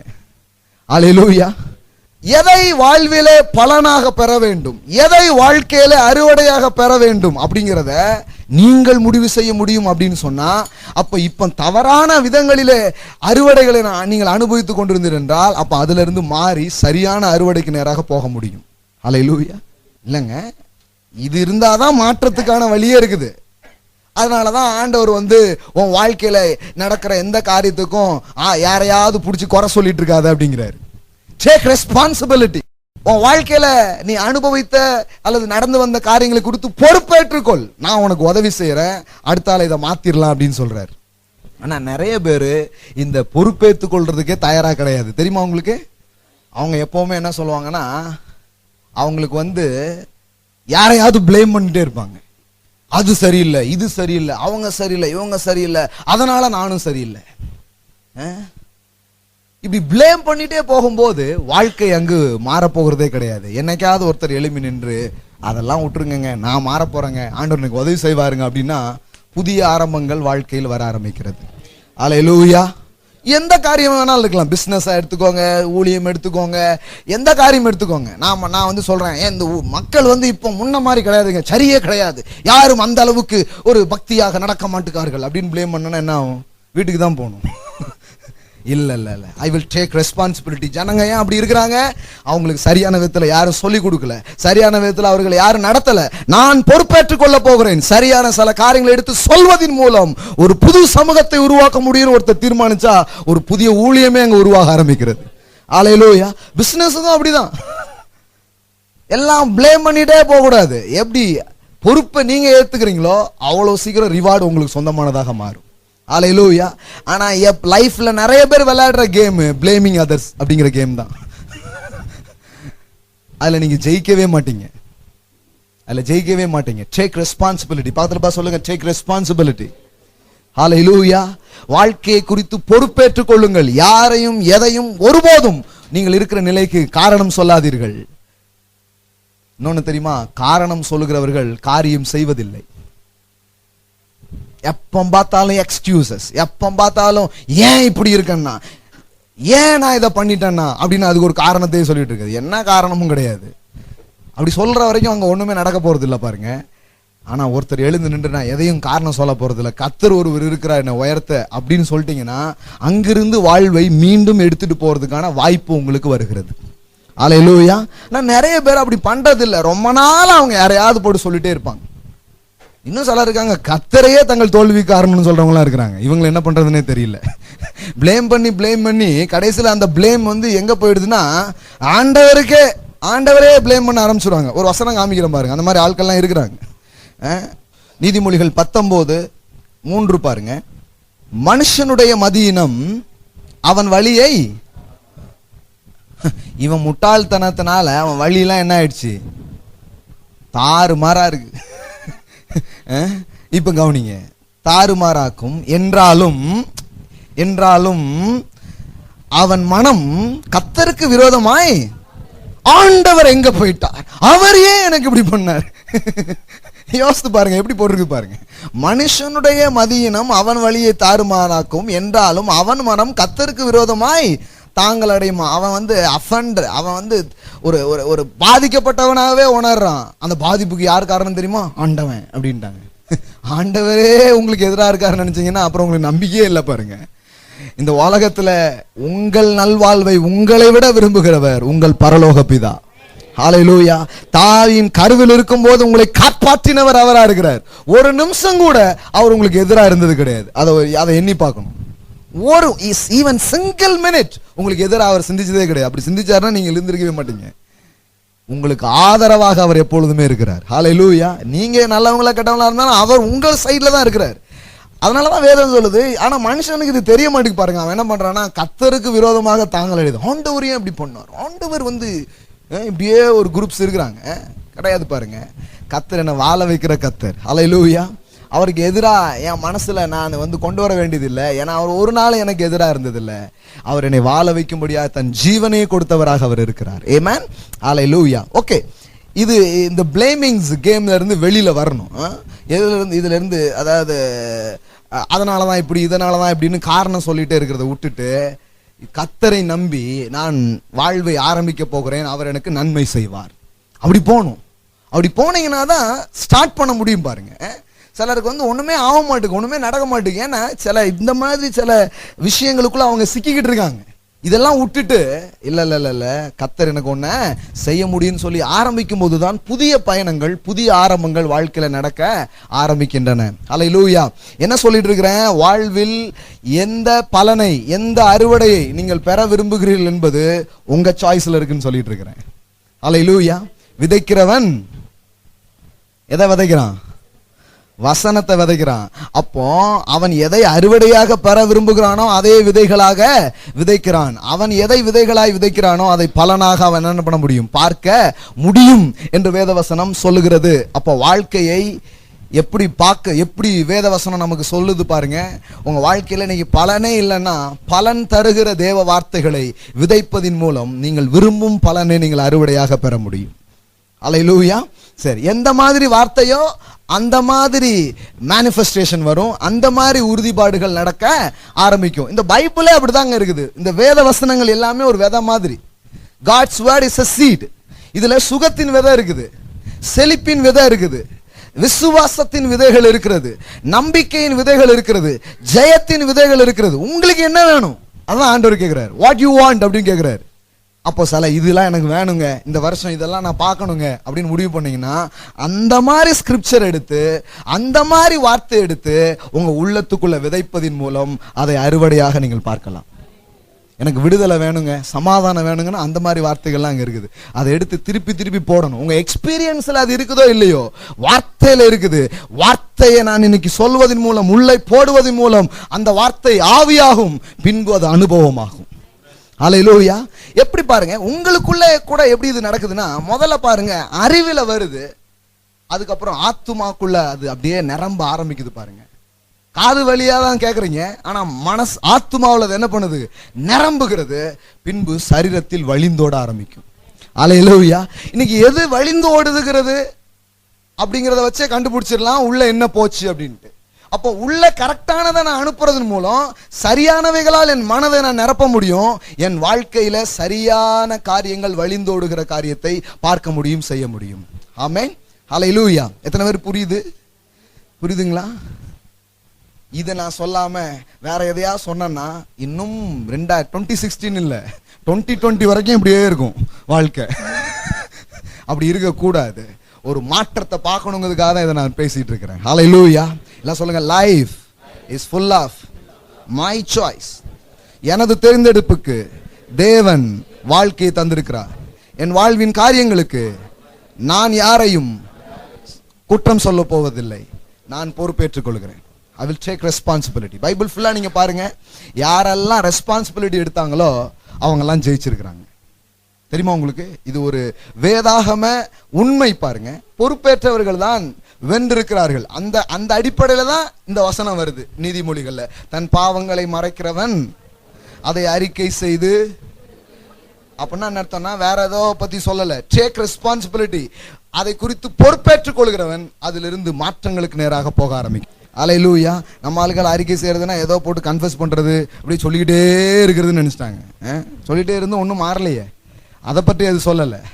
மறைக்கிறவன் வாழ்வடைய மாட்டான்னா வேற ஒன்றும் சொல்லாங்க. என்ன சொல்லுதுன்னா, ஐ வில் டேக் ரெஸ்பான்சிபிலிட்டி. என் வாழ்க்கை இப்படி இருக்கிறது காரணம் யாரும் கிடையாது, நான் அதுக்கான பொறுப்பை ஏற்றுக்கொள்கிறேன், அதை நான் அறிக்கை பண்ணுகிறேன், அதை நான் விட்டுவிட போகிறேன், தேவன் என்னை வாழ வைப்பார். அல்லேலூயா. அப்படி போறது. அப்போ மாற்றங்கள் திருப்பங்கள் வரமாட்டுக்கே பிரதருங்கிறதுல வர வைக்க முடியும், கொண்டு வர முடியும். என்ன வேணுமோ அதை கொண்டு வரலாம். அல்லேலூயா. எது வேண்டுமோ அதை செதுக்கலாம், எது வேண்டுமோ அதை உருவாக்கலாம். அந்த விதத்துல தாங்க கடவுள் உங்களை வச்சிருக்கிறாரு. இது தெரியாததுனால உருவாகும் என்று காத்திருக்கிறேன் அப்படின்னு உட்கார்ந்துட்டு இருக்காங்க. உருவாகும்னு காத்திருக்கிறீங்களா? இதை வச்சு நீங்க தான் உருவாக்கணும். அல்லேலூயா. எல்லாம் சொல்லுங்க, தேவனுடைய வார்த்தையை கொண்டு உங்கள் உலகங்களை நீங்கள் உருவாக்கலாம். You can create your own world through the word of God. தேவனுடைய வார்த்தையை கொண்டு நீங்கள் விரும்பும் உலகங்களை உங்களால் சிருஷ்டிக்க முடியும். எந்த மாதிரி உலகம் உங்களுக்கு வேணும்? செழிப்பின் உலகமா, சுகத்தின் உலகமா, ஜெயத்தின் உலகமா? என்ன மாதிரி ஒரு எதிர்காலத்துக்குள் நீங்கள் செல்ல விரும்புகிறீர்கள், அதற்குள்ளே நீங்கள் செல்ல முடியும் என்பதை குறித்து வேதவசனம் பேசுகிறது. அல்லேலூயா. அதனாலதான் இவ்வளவு காரியம் இருக்குது. அவன் என்ன விதைக்க போறான், எது வேணும் அப்படிங்கறதெல்லாம் பற்றி பேசுது. இல்லைன்னா பேசுறதுக்கு ஒண்ணுமே இல்லை. என்ன சொல்லிடலாம்னா, என்னென்ன நடக்கணும்னு ஆண்டவன் வச்சிருக்காரோ அதெல்லாம் நடக்கும். நீங்களும் வீட்டுக்கு போயிட்டு வாங்க, நானும் வீட்டுக்கு போயிட்டாருன்னு போயிடலாம்.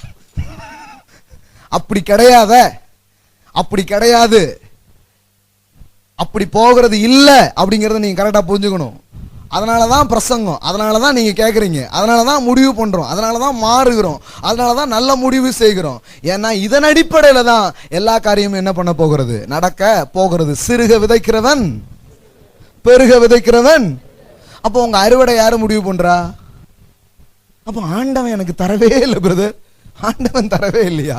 உங்ககிட்ட தந்தார அந்த தந்த காசுக்குள்ள விதையும் இருக்கு, ஆகாரமும் இருக்கு.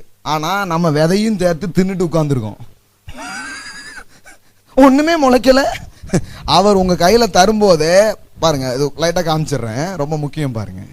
எந்த சப்ஜெக்ட்னாலும் பொருளாதாரம் வந்துருது. இருதயத்தின் நிறைவு தானே வாய் பேசும் இல்லையா? 2 கொரிந்தியர். சிலர் பாருங்க, ஆண்டவர் அநியாயம் பண்றதா நினைக்கிறாங்க. ஐயோ, ஒரு நாள் அப்படி யோசிடாதீங்க. ஏன் வரமாட்டுக்குங்கிறத தெரிஞ்சுக்கோங்க. எப்படி வர வைக்கலுங்கிற கடவுளுடைய பிரமாணங்களையும் வழிகளையும் புரிந்து கொள்ளுங்க. அதன் அடிப்படையில் அது வர முடியும் அப்படின்னு வேதவசனம் சொல்லுது.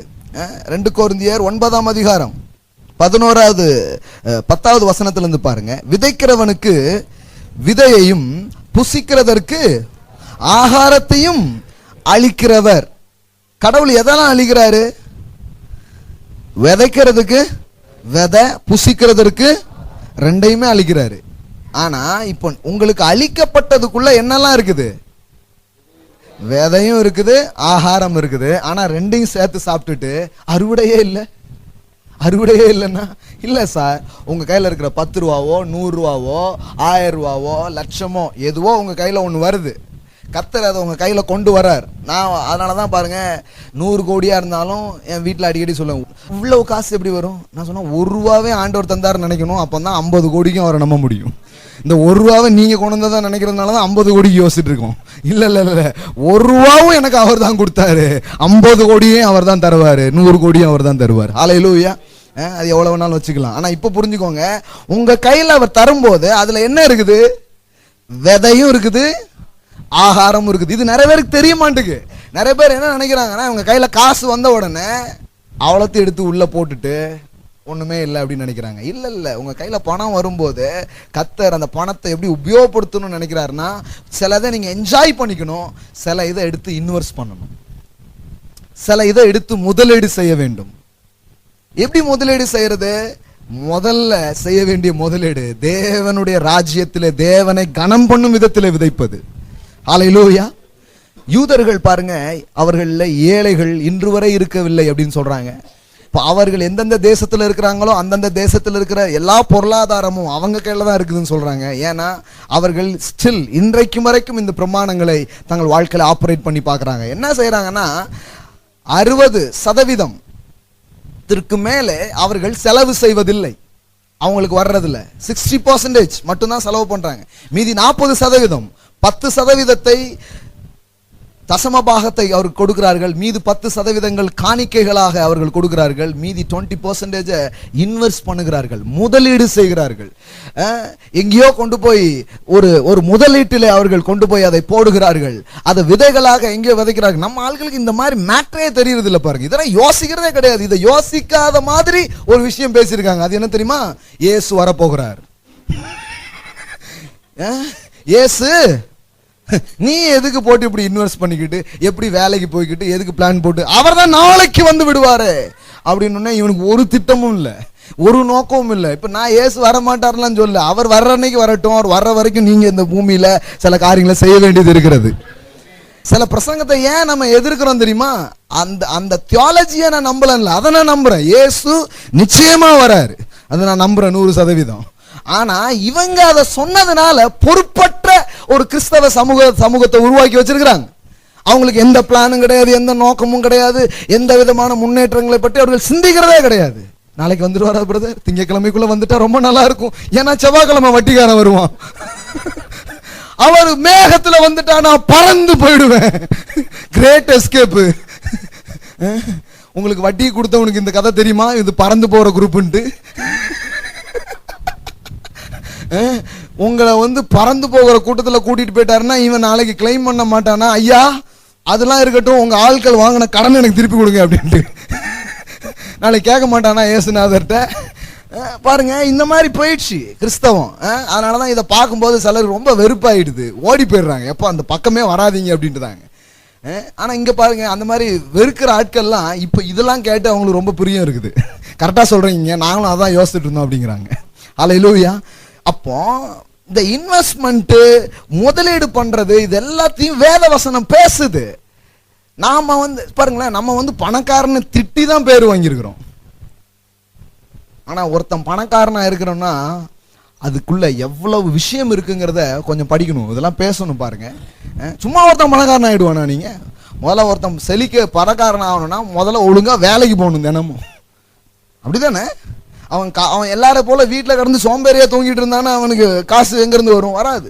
அவன் காலையில எழுந்து வேலைக்கு போகணும். வர்ற காசெல்லாம் இஷ்டத்துக்கு கண்டபடி கெட்ட பழக்கங்களுக்கும் அதுக்கும் செலவு பண்ணிட்டு காசு இருக்காது. ரொம்ப தன்னை டிசிப்ளினா வைக்கணும். கொஞ்சம் காசை கொண்டு வந்து கரெக்டா வீட்டில் செலவு பண்ணணும், சில காரியங்களை முதலீடு பண்ணணும். இப்படி கண்ணும் கருத்துமா இருந்து அவன் செழிக்கிறான். நேச்சுரலாவே இப்படி ஒருத்தன் இதாகிறான். கடவுளுடைய ஆசீர்வாதம் இது கூட ஆட் ஆகும்போது இன்னும் பெரிய அளவில் அவன் என்ன பண்ண ஆரம்பிக்கிறான், ரொம்ப நல்லாக ஆரம்பிக்கிறான். அதனால ஒரு பணக்காரனா ரொம்ப தப்பா பேசிட முடியாது பாருங்க எடுத்த உடனே. எனக்கு தெரிஞ்சு இந்த முன்னேறுகிற ஆட்கள் மிகவும் ஒழுக்கம் நிறைந்தவர்களாக இருக்கிறார்கள், அதனாலதான் முன்னேறுகிறார்கள். வேதவசனம் பாருங்க, போட்டியில் கலந்து கொள்கிறவர்கள் எல்லாரும் அதுல என்ன பண்றாங்களாம், கலந்து கொள்றாங்களாம். அதுல கலந்து கொள்றவன் எப்படி இருக்கிறானா, இச்சை அடக்கம் உள்ளவனாக அவன் இருக்கிறான். காலையில எழுந்துக்கிறான், கண்ட பொருள் எல்லாம் அவன் என்ன பண்றது இல்ல, சாப்பிடுறது இல்ல. அவனுக்குன்னு ஒரு உணவு டிசிப்ளின் வருது, அவனுக்குன்னு தூக்கத்துல ஒரு டிசிப்ளின் கொண்டு வர்றான், ஹேபிட்ஸ்ல சில இதை கொண்டு வரான். இப்படிலாம் கொண்டு வந்து அவன் வருடம் முழுவதும் தன்னை ஆயத்தப்படுத்தி ஒரு நாள்ல போய் பல கோடி அள்ளிட்டு வந்துருவான். நம்ம ஆட்கள் பாருங்க, பத்தியாப்பா ஒரே நாள்ல 30 கோடி கொடுத்துருக்கான், என்ன நியாயம் இது அப்படிம்பாங்க. அது ஒரே நாள்ல கிடைக்கல, வருஷம் முழுவதும் தன்னை ஒழுங்குபடுத்தி சீர்படுத்தி கொண்டதனுடைய விளைவா இந்த ரிவார்ட் அவன் என்ன பண்ணிருக்கிறான், அடைஞ்சிருக்கிறான். அப்போ வாழ்க்கையில முன்னேறவங்க மேலாகிறவங்க எல்லாம் ஒழுக்கம் கட்டவங்க கிடையாது. நம்ம ஆட்கள் அவன் என்ன பணக்காரர்கள், நீங்க பண்ணி பாருங்களா பார்க்கணும். நீங்க கொஞ்சம் காசு சம்பாதிச்சு பாருங்க, உங்களுக்கு தெரியும். சும்மா பணக்காரன் ஆகிறதுல பாருங்க, சில காரியங்கள் பாருங்க, தப்பான விதத்துல பொருள் சேர்க்கறதெல்லாம் இருக்குது, அது இல்லைன்னு சொல்ல. ஆனா நிஜமான விதங்களில் முன்னேறுகிற அநேகர் மிகவும் டிசிப்ளினோட, ஒழுங்கோட, ஞானத்தோட சில காரியங்களை கற்றுக்கொண்டு சில நல்ல பழக்கங்களை புரிந்து கொண்டு அதன் அடிப்படையில தான் அவர்கள் வெற்றி பெறுகிறார்கள், ஜெயிக்கிறார்கள். அல்லேலூயா. இந்த யூடியூப்ஸ்லாம் நீங்க பாருங்க, வெற்றி பெற்றவர்கள் குறித்த பல பேட்டிஸ்லாம் அதுல போடுவாங்க. நான் இடையில வந்து ராபர்ட் கியோசகி அப்படின்னு ஒருத்தருடைய பேட்டி பார்த்துட்டு இருந்தேன். அவர் வந்து ரிச் டேட் புவர் டேட் அப்படின்னு ஒரு உலகம் முழுவதும் ரொம்ப விற்பனையாகிற ஒரு புத்தகத்தினுடைய ஆசிரியர். அவர்கிட்ட வந்து ஒருத்தர் பேட்டி எடுக்கிறார். அவர் கேட்கிறாரு, what is the secret of your success அப்படின்ட்டு அந்த கியோசகி கிட்ட கேட்கறாங்க. அவர் சொல்றாரு, அவர் ஒரு கிறிஸ்டியன்ஸ் கிடையாது. அவர் வந்து, ஆனா அவர் ஒரு வார்த்தை சொன்னார். என்ன சொன்னார் தெரியுமா? நீங்க அப்படியே பார்க்கலாம் யூடியூப்ஸ்ல. அவர் சொல்றாரு, you know what the Bible chase அப்படிங்கிறாரு. எனக்கு ஷாக் ஆயிடுச்சு, என்னடா முதல் வார்த்தை எப்படி சொல்றாரு. அவர் சொல்றாரு, you know what the Bible chase, give it shall be given unto you. கொடுங்கள் அப்பொழுது கொடுக்கப்படும் என்று வேதம் சொல்லுகிறது. அப்போ என்ன பண்ண, நான் என்னிடத்தில் இருக்கிற சிறந்தவைகள் எல்லாம் மக்களுக்கு கொடுத்தேன், அதை மக்கள் பணமாக என்னிடம் திருப்பி கொடுத்திருக்கிறார்கள் அப்படின்னு. நல்லா கவனிங்க, இப்படிதான் நடந்துச்சுங்கிறாரு. நமக்கு வந்து எப்படி நடக்குதுன்னே தெரியறது இல்ல. ஆண்டவர் என் பிரதர் பணம் மட்டும், என் பிரதர் எனக்கு மட்டும் இப்படி இருக்கு. ஆமா, உங்களை மட்டும் ஒதுக்கி வச்சிருக்காரு ஆண்டவர், இவனுக்கு மட்டும் கொடுத்துடவே அப்படின்ட்டு. அப்படி கிடையாதுங்க. சில விஷயத்தை புரிஞ்சுக்கோங்க. விதைக்கிறவனுக்கு விதையையும் புசிக்கிறதற்கு ஆகாரத்தையும் அளிக்கிறவர். அப்ப தேவன் உங்க கைட்ட தர்ற ஒவ்வொன்றும் அது முதலீடாகவும் இருக்கிறது, அது அனுபவிப்பதற்காகவும் இருக்கிறது. அதுக்காக நீங்க அனுபவிக்கானா நினைக்காதீங்க, நல்லா புசிங்க. சிலர் இன்னொரு குரூப் இருக்காங்க, அதுகளை வந்து இந்த என்ன சொல்றாங்களே எச்சு கையால, அந்த மாதிரி ஒண்ணுமே பண்றது கிடையாது. பிள்ளைகளுக்கு நல்ல ட்ரெஸ் வாங்கி கொடுக்கறது கிடையாது, இவனும் சாப்பிடுறது கிடையாது, நான் வந்து சேர்க்க போகிறேன். அது வேற, அது தரித்திர புத்தி. அவங்க வந்து முன்னேறவே மாட்டாங்கன்னு பைபிள்ல போட்டிருக்குது. ஆனா புசிக்கணும், அதே நேரத்தில் இன்வெஸ்ட் பண்ண ஆரம்பிக்கணும். அல்லேலூயா. வேதவசனம் அந்த சத்தியத்தை பேசுது பாருங்க. எப்படி போட்டிருக்குது? விதைக்கிறவனுக்கு, அன்னைக்கு அக்ரிகல்ச்சருங்க, அதனால விதைக்கிறவனுக்குன்னு போட்டிருக்குது. இன்னைக்கு வந்து பலவிதமான முதலீடுகள் இருக்கிறது, நிறைய ஞானமான முதலீடுகள் இருக்கிறது. தேவனுடைய வழிநடத்தலின்படி இன்றைக்கு முதலீடு செய்வதற்கு ஆண்டவர் வந்து அவருடைய ஜனங்களை அழைக்கிறாரு. அப்படி செய்கிறதன் மூலம் அவர்கள் வெற்றி பெற முடியும் என்று வேதவசனம் சொல்லுகிறது. அல்லேலூயா. நிறைய வந்தா சேமிக்கலான் இருக்கேன். இப்ப சேமிக்க பழகலன்னா நிறைய வந்தா சேமிக்கவே மாட்டீங்க. இப்போ உங்க பணத்துல சில காரியங்களை கரெக்டா செய்ய படிக்காதுன்னா நாளைக்கு வரும்போது செய்ய மாட்டீங்க. வாழ்க்கைங்கிறது இந்த சாய்ஸ் பண்றது, ரெஸ்பான்சிபிலிட்டி எடுத்துக்கிறது, இப்படி டிசிப்ளின் பண்ணுகிறது, இதுக்குள்ளதான் நீங்க வந்து தேவனுடைய எல்லா காரியத்தையும் பார்த்து அனுபவிக்க முடியுமே தவிர, எப்படி வேணாலும் இருப்பேன் தடார்னு இப்படியே நல்லா ஆயிடுவீங்கன்னா ஒரு நாள் ஆக மாட்டீங்க. ஆனா இப்படி எல்லாம் இருக்கிறதுக்கு அவர் உங்களுக்கு கிருபை அளிக்கிறார். அல்லேலூயா. இது உங்களுடைய ஓன் ஸ்ட்ரென்த்ல நீங்க ட்ரை பண்ணீங்கன்னா அது மாம்சம், அதை தான் பைபிள்ல போட்டிருக்குது. இதை தேவ பலத்துல செய்தீங்கன்னா அது ஆவிக்குரிய காரியம்னு வேதவசனம் சொல்லுது. எல்லாரும் செய்யற அதே மேட்டர் தான், ஆனா நீங்க செய்யும் போது அது ஆவியின் கனியோ. எது? அன்பு, சந்தோஷம், சமாதானம், நீடிய பொறுமை, சாந்தம், விசுவாசம், இச்சை அடக்கம். இது என்னது? இது யாருடைய கனி? உங்க கனி கிடையாது. நீங்க இதை உருவாக்குறது ட்ரை பண்ணீங்கன்னா வராது. நீங்க இதை உருவாக்க ட்ரை பண்ணீங்கன்னா அதுக்கு கீழே இருக்கிறதெல்லாம் உருவாயிரும். மாம்சத்தின் கிரியைகள் அவையாவன அப்படிங்கறதெல்லாம் வெளியில வந்துரும். படிச்சிருக்கீங்களா கலாத்தியர்ல? அதெல்லாம் வெளியில வந்துரும். அப்ப நீங்க ட்ரை பண்ணல. இப்ப தேவ பலன், ஹோலி ஸ்பிரிட்டோட நீங்க கனெக்ட்ல இருக்கிறதுனால இப்ப என்ன நடக்குதுன்னா இந்த தெய்வீக பாவங்கள், தன்மைகள் வெளியே வருது. இப்ப நான் பேசுறதெல்லாம் அது பொறுப்பேற்பது, ஒழுங்குபடுத்துவது, இதெல்லாம் அந்த டிவைன் திங்ஸ் பாருங்க. இது உங்க வாழ்க்கையில வரும்போது வாழ்க்கை வந்து ரொம்ப சீரான இடத்துல நேராக ரொம்ப சிறப்பான விதத்துல போக ஆரம்பிக்குது. அதனாலதான் வேதவசனம் சொல்லுது, விதைக்கிறவனுக்கு விதையும் புசிக்கிறவனுக்கு ஆகாரத்தையும் கொடுத்து. இப்ப பாருங்க 2 கொரிந்தியர் 9:10, அதை உங்கள் நீதியின் விளைச்சலை, நீங்க விதைக்கவே இல்லை, அப்புறம் விளைச்சல் எங்க இருந்து வர்த்திக்க பண்ண? விதைக்கும் போதுதான் அது வர்த்திப்பா என்ன பண்ணுகிறது? மாறுகிறது. சில தெய்வீக வழிநடத்தலின் பேர்ல நீங்க கொண்டு போய் எங்கேயோ சில காரியங்களை பண்றீங்க. ஆண்டவர் என்ன பண்றாருன்னா அதை ஒரு பெரிய ஒரு ஹார்வெஸ்டா, ஒரு வெற்றியா உங்க வாழ்க்கையில மாற்றி விடுகிறார். அல்லேலூயா. எல்லாம் சொல்லுங்க, விதைக்கிறது. விதைக்கிறவன்னே சொல்லுது. அப்படின்னா என்ன தெரியுமா? இன்னும் ரொம்ப ஆழமான ஒரு காரியம் பாருங்க. இப்போ நாம் ஒவ்வொருவரும் ஒவ்வொரு ப்ரொஃபஷனலில் இருப்போம். இப்போ நமக்கு என்ன சொல்லுவாங்கன்னா, இவர் டாக்டர், இவர் இன்ஜினியர், இவர் பாஸ்டர் அப்படின்னு சொல்லுவோம். ஆனால் இவனுக்கு பேரே விதைக்கிறவன். அப்படின்னா நிறுத்தனா இவனுடைய முழு இதையும் இதில் தான் இருக்குது. அவன் ப்ரொஃபஷனலே என்னதுதான்? விதைக்கிறவன். அதனால தானே அவனை விதைக்கிறவன் சொல்லியிருக்குது. அப்போ வாழ்க்கையில நம்மளை வேதம் எப்படி பார்க்க சொல்லுது, எப்படிப்பட்ட ஒரு விஷயமா நம்மளை வந்து எப்படி அடையாளப்படுத்திக் கொள்ள வேதம் சொல்லுதுன்னா, விதைக்கிறவனோடு அடையாளப்படுத்திக் கொள்ள சொல்லுகிறது. ஏன்னா விதைக்கிறவன் அவன் ஒரு அறுவடை முடிவு பண்றான், எதை பார்க்கணும்னு நினைக்கிறானோ அதுக்கு ஒத்த விதங்களிலே வாழ்க்கையை எதிர்நோக்கி அதை விதைத்து அதை பலனாக பார்க்க ஆரம்பிக்கிறான். அல்லேலூயா. சிலது 30, சிலது 60, சிலது 100ஆக பலன் தந்தது. எல்லாம் சொல்லுங்க, வாழ்க்கையில் நான் விரும்பும் பலன்களை அடைய முடியும். முதல்ல இது அண்டர்ஸ்டாண்ட் பண்ணிக்கோங்க. அதுக்கப்புறம் நிறைய காரியங்கள் நம்ம படிக்கலாம். ஆனா முதல்ல இது அண்டர்ஸ்டாண்ட் பண்ணிக்கணும். எதை அண்டர்ஸ்டாண்ட் பண்ணிக்கணும்? எப்படியோ நடக்குது அப்படின்னு நினைக்க கூடாது. இப்படிதான் நடக்குது, இப்படிதான் நடக்குது. எப்படியோ வருது அப்படின்னு நினைக்க கூடாது. இப்படிதான் வருது. பணம் வந்து எப்படியோ வராது, இப்படிதான் வருது. செழிப்பு எப்படியோ வராது, இப்படிதான் வருது. வாழ்க்கை எப்படியோ நல்லா இடாது, இப்படிதான் நல்லா போகுது. எப்படி நல்லா போகுது? அதான் நான் உங்களுக்கு சொல்லிட்டு இருக்கிறேன். பொறுப்பேற்பது, தீர்மானம் செய்வது. இங்க என்ன போட்டிருக்குதுன்னா, விதைக்கிறவன். எல்லாம் சொல்லுங்க, விதைக்கிறவன். So first give God. முதல்ல தேவனுக்கு கொடுக்கிற பழக்கத்தை கொண்டு வாங்க. மணியில வந்து டிசிப்ளின் பலர ஆரம்பிக்கிறது ரொம்ப அவசியம் பாருங்க.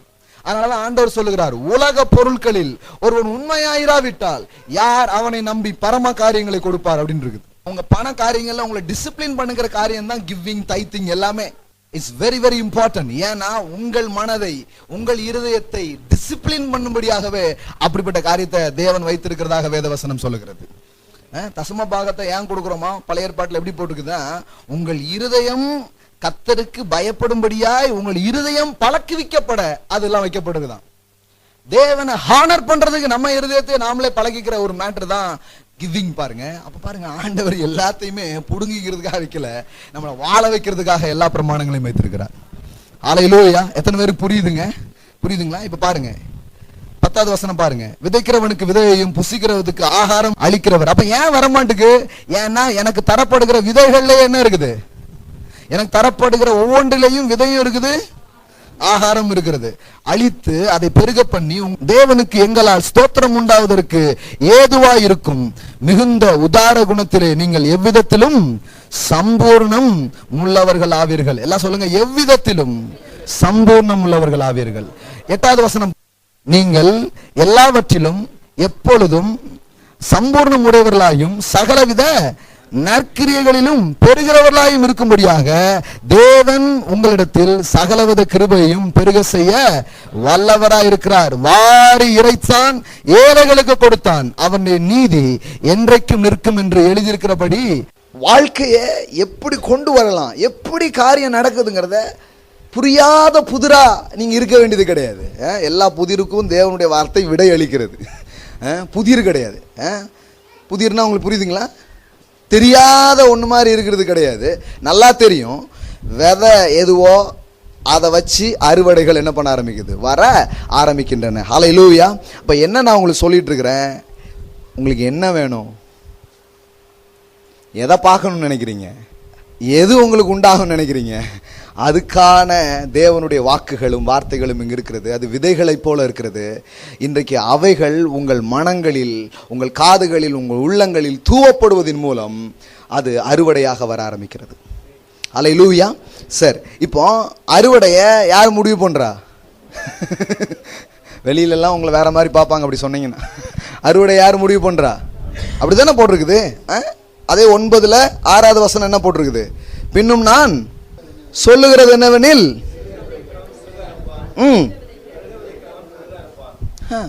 விதைக்கவே இல்லை ஆனா நான் அறுப்பேன்னா நத்திங், நடக்கவே நடக்காது. அப்போ என்னங்க கிருபை என்னாச்சுங்க? கிருபை என்னாச்சு?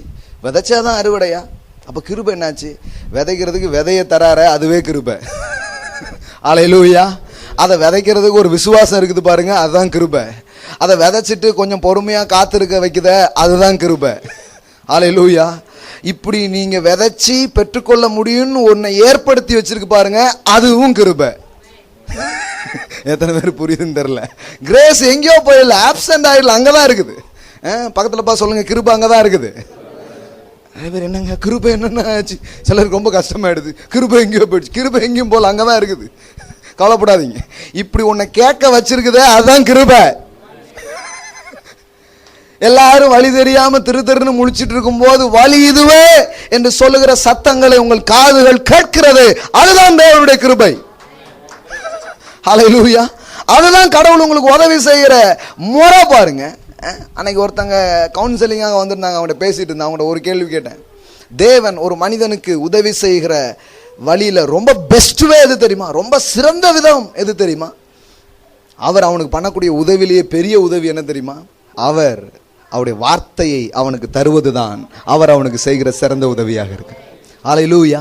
அதனாலதான் வேத வசனம் மனிதன் பிரச்சனை என்று சொல்லும் போதெல்லாம் அவர் தம் வார்த்தையை அனுப்புகிறார். ஹல்லேலூயா. பாருங்க, ஒரு வசனம் காண்பிக்கிறேன். இது நிஜம்தானா? சங்கீதம், சில காரியங்கள் ரொம்ப உறுதியா நமக்கு தெரிய வேண்டியது அவசியம். பாருங்க, சங்கீதம் 107, 19, 20. தங்கள் ஆபத்திலே கர்த்தரை நோக்கி கூப்பிடுகிறார்கள், அவர்கள் இக்கட்டுகளுக்கு அவர்களை நீங்களாக்கி ரட்சிக்கிறார். எப்படி ரட்சிக்கிறாரு? எப்படி ஆபத்திலிருந்து அவங்களுக்கு விடுதலைகளை கொடுக்கிறாரு? 20வது வசனம், அவர் தமது வசனத்தை அனுப்பி அவர்களை குணமாக்கி அவர்களை அழிவுக்கு தப்புவிக்கிறார். ஹல்லேலூயா. எல்லாம் சொல்லுங்க. அவர் வசனத்தை அனுப்பி குணமாக்கி அழிவுக்கு தப்புவிக்கிறார். அப்ப ஆண்டவர் ஒரு மனுஷனுக்கு செய்கிற சிறந்த உதவி உங்களுக்கு இருக்குன்னா அவர் வார்த்தையை அனுப்புவார். கொஞ்சம் காசு அனுப்புனா கூட அதை செலவு பண்ணி முடிச்சிடுவீங்க. ஆனா வார்த்தையை அனுப்புனா காசு எப்படி வருங்கிற அறிவு உங்களுக்கு உண்டாக ஆரம்பிக்கும். ஹல்லேலூயா. அதுதான் ரொம்ப முக்கியமான காரியம். பாருங்க, அதனாலதான் வேதவசனம் சொல்லுது, அவர் தம் வசனத்தை அனுப்பி அவர்களை குணமாக்கி. அப்போ இதுல வருது பாருங்க, என்ன வருது? உங்களுக்கு என்ன வேணும் அதை நீங்க சாய்ஸ் பண்ண முடியும், அதை தெரிந்து கொள்ள முடியும், அதை நீங்க முடிவு பண்ண முடியும், அப்படிப்பட்ட காரியங்களை நீங்க நிர்ணயம் பண்ண முடியும். அதுக்கு நேரம் அவங்க வாழ்க்கையை நீங்க கொண்டு செல்ல முடியும். எப்படி கொண்டு செல்ல முடியும்னா இந்த விதத்துல தான். பாருங்க, வசனத்தை அவர் அனுப்புகிறார். அப்ப 3 காரியம் நான் உங்களுக்கு சொன்னேன். சொல்லுங்க பார்க்கலாம். வார்த்தை, ஆவி, ஜீவன். அப்ப ஃபர்ஸ்ட் எங்க ஆரம்பிக்குது? வேர்ட். எல்லாம் சொல்லுங்க, வார்த்தை. இப்ப சுகத்தை பத்தி பேச ஆரம்பிச்சுதான் அவ்வளவு வந்திருக்கிறோம். இப்ப சுகம் வேணும். இந்த வசனத்துல என்ன போடுறது? சுகம் வேணும்னு கடவுள் என்ன பண்றாரு? வசனத்தை அனுப்பி அவர்களை குணமாக்கி. அப்போ நீங்க இல்லைங்க, அப்போ எனக்கு சுகம் வேண்டாங்க, வேற சிலது தேவைப்படுதுன்னா அதுக்கும் வசனத்தை தான் அனுப்புவார். பிஸ்னஸ் ஒழுங்காவே போலங்க, என்ன பண்றது? அவர் வசனத்தை அனுப்பினார். பேதுரு சொல்றான், உங்களுடைய வார்த்தையின்படி வலையை போடுகிறேன் அப்படின்னா. இப்ப அங்க என்னதான் அனுப்புனாரு? வார்த்தை அனுப்புனாரு. இப்ப வார்த்தை அனுப்புனதுனால பிசினஸ் நல்லா போக ஆரம்பிச்சிருச்சு. ஹல்லேலூயா. எல்லாத்துக்கும் காட்ஸ் மெத்தட் வேற விதத்துல இல்ல, அவர் வார்த்தையின் விதத்திலே தான் செயல்படுகிற தேவனாக அவர் இருக்கிறார். ஹல்லேலூயா. அப்ப என்ன மாதிரி வார்த்தையை நான் பிரசங்கிக்கிறோமோ, எந்த மாதிரி வார்த்தைகளை கேட்கிறோமோ அதுதான் மேனிஃபெஸ்டேஷனா மாறப்போகுது, அதுதான் நிஜமாக மாறப்போகிறது. அப்போ இன்னும் சில வாரங்கள் சில காரியங்களை எடுக்க போகிறோம். என்ன பேச போறோம்னா இந்த தெய்வீக சுகத்தை பற்றி சில காரியங்கள் பேச போகிறோம்.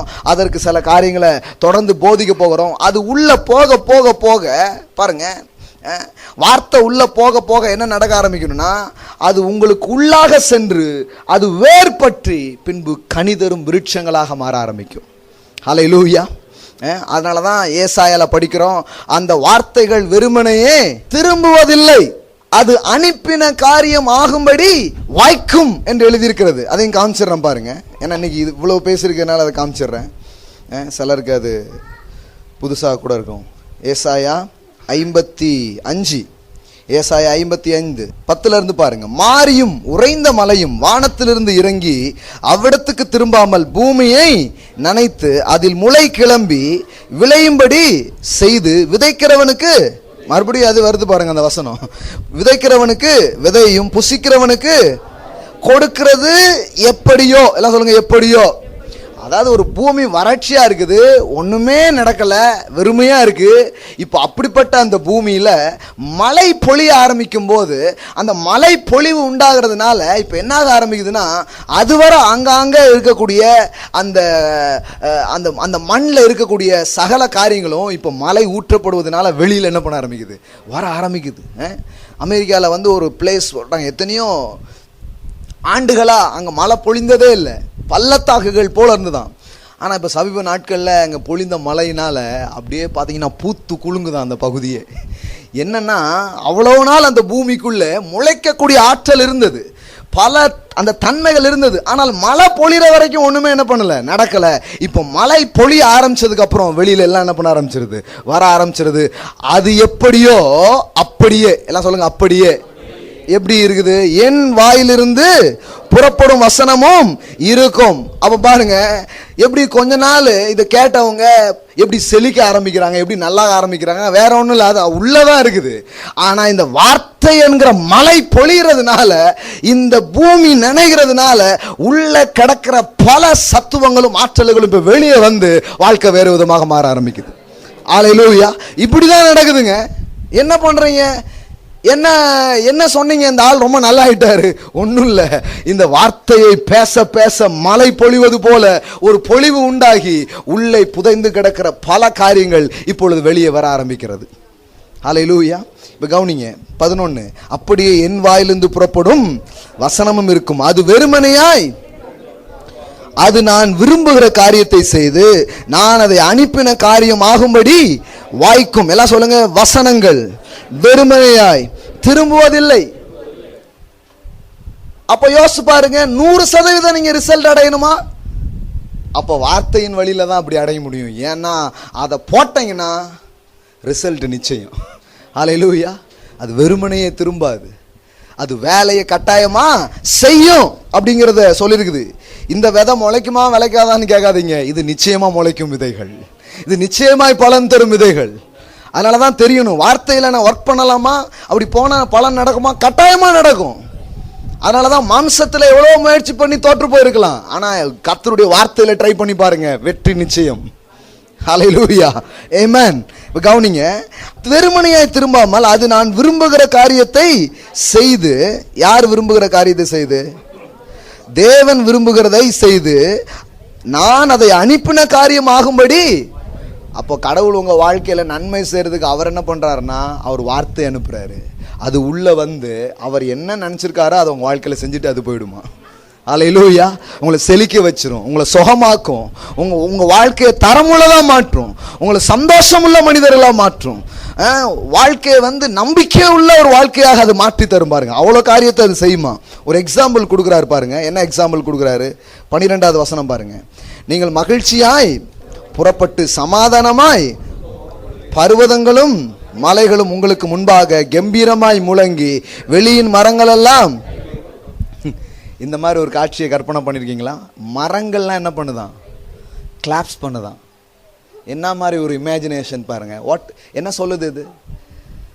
இதுவரை இந்த சகல சிருஷ்டிகளும் உங்களுக்கு சாதகமா இருந்த மாதிரியே இருக்காது.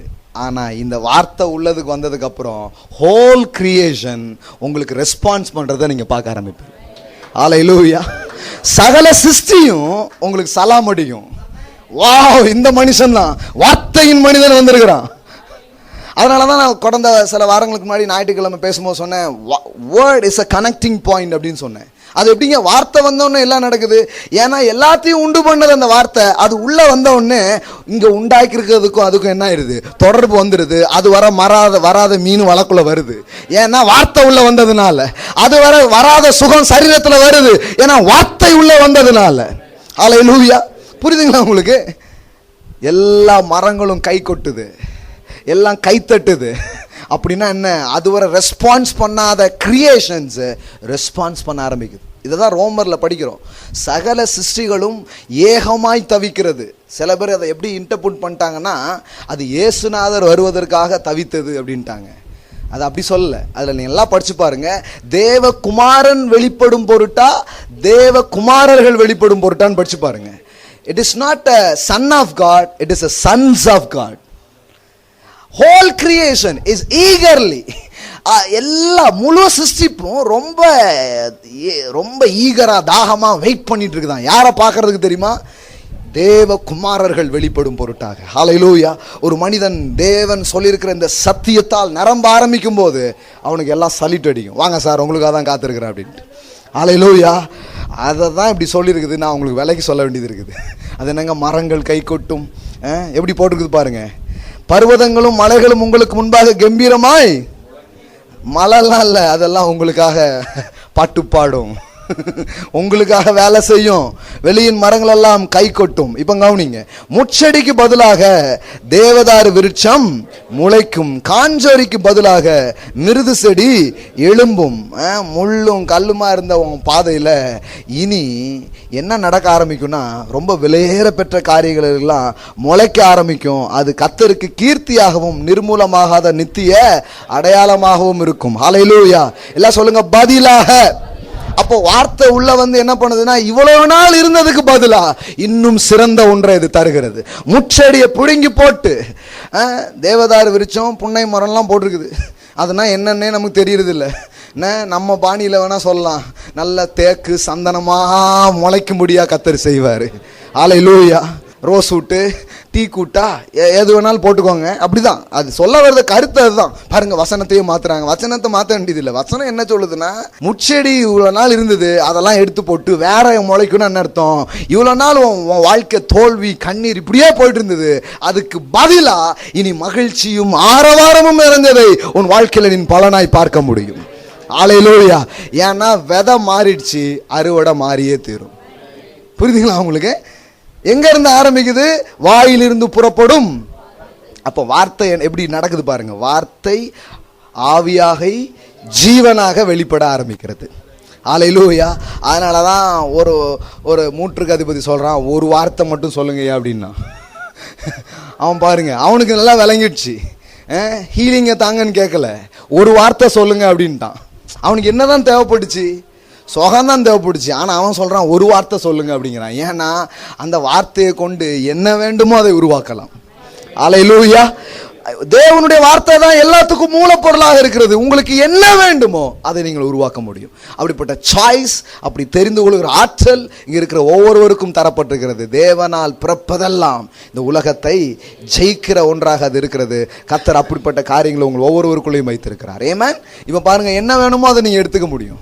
ஏன்னா எந்த மாதிரி அறுவடை வேண்டுமோ அந்த மாதிரி விதையை ஒரு விவசாயி விதைப்பது போல தேவனுடைய வார்த்தைகளை நான் கேட்க போகிறேன். தெய்வீக சுகங்கள் உங்கள் சரீரங்களுக்குள்ளாக வருவதை நீங்கள் பார்க்க முடியும்.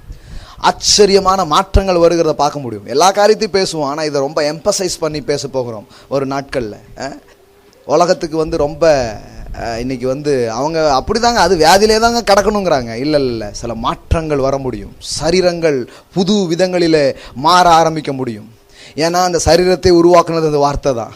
அந்த வார்த்தை எப்படிலாம் ஃபங்க்ஷன் ஆகுது, ஒர்க் ஆகுது, அது எப்படி நிஜமாக அது நம்ம வாழ்க்கையில் கையில் அது ஒரு நிச்சயமாக கிடைக்கக்கூடியதுங்கிறத பார்க்க போகிறோம். ஹல்லேலூயா. கரங்களை உயர்த்துவோம், தேவனை ஸ்தோத்தரிப்போம். இந்த வார்த்தைகளுக்காக அவரை ஸ்தோத்தரியுங்கள்.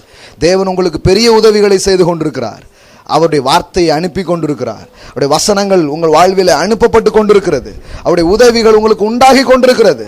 இந்த வார்த்தையை அவர் அனுப்புவதே உங்களை மேன்மைப்படுத்துவதற்காக. அது ஒன்றும் வெறுமனையாய் திரும்புவதில்லை. அது சில காரியங்களை உங்கள் வாழ்க்கையில நிஜமாக செய்கிற ஒன்றாக அது இருக்கிறது. நிச்சயமான மாற்றங்களை கொண்டு வருகிறதாக இருக்கிறது. என்ன கிடைக்குங்கிறதுல வாழ்க்கையை ஓட்ட வேண்டியதில்லை. உங்களுக்கு என்ன வேண்டுமோ அதை நீங்கள் விரும்பலாம், அது தெரிந்து கொள்ளலாம். ஹல்லேலூயா. உங்கள் வாழ்வின் சகல காரியங்களை குறித்து குறை சொல்ல வேண்டியதில்லை, பொறுப்பேற்றுக் கொள்ளலாம். கர்த்தர் புதிய ஆரம்பங்களை தருவார். முச்செடிக்கு பதிலாய், காஞ்சோரிகளுக்கு பதிலாய் தேவதாரு விருட்சங்களும் புன்னை மரங்களும் முளைக்கும் என்று அவர் சொல்லியிருக்கிறார். ஹல்லேலூயா. உங்கள் வாழ்க்கையிலே மாறுதல் வருவதை கர்த்தர் விரும்புகிறார். அதன் மூலம் அவருக்கு மகிழ்ச்சியும் கீர்த்தியும் உண்டாகிறது என்று வேதவசனம் சொல்லுகிறது.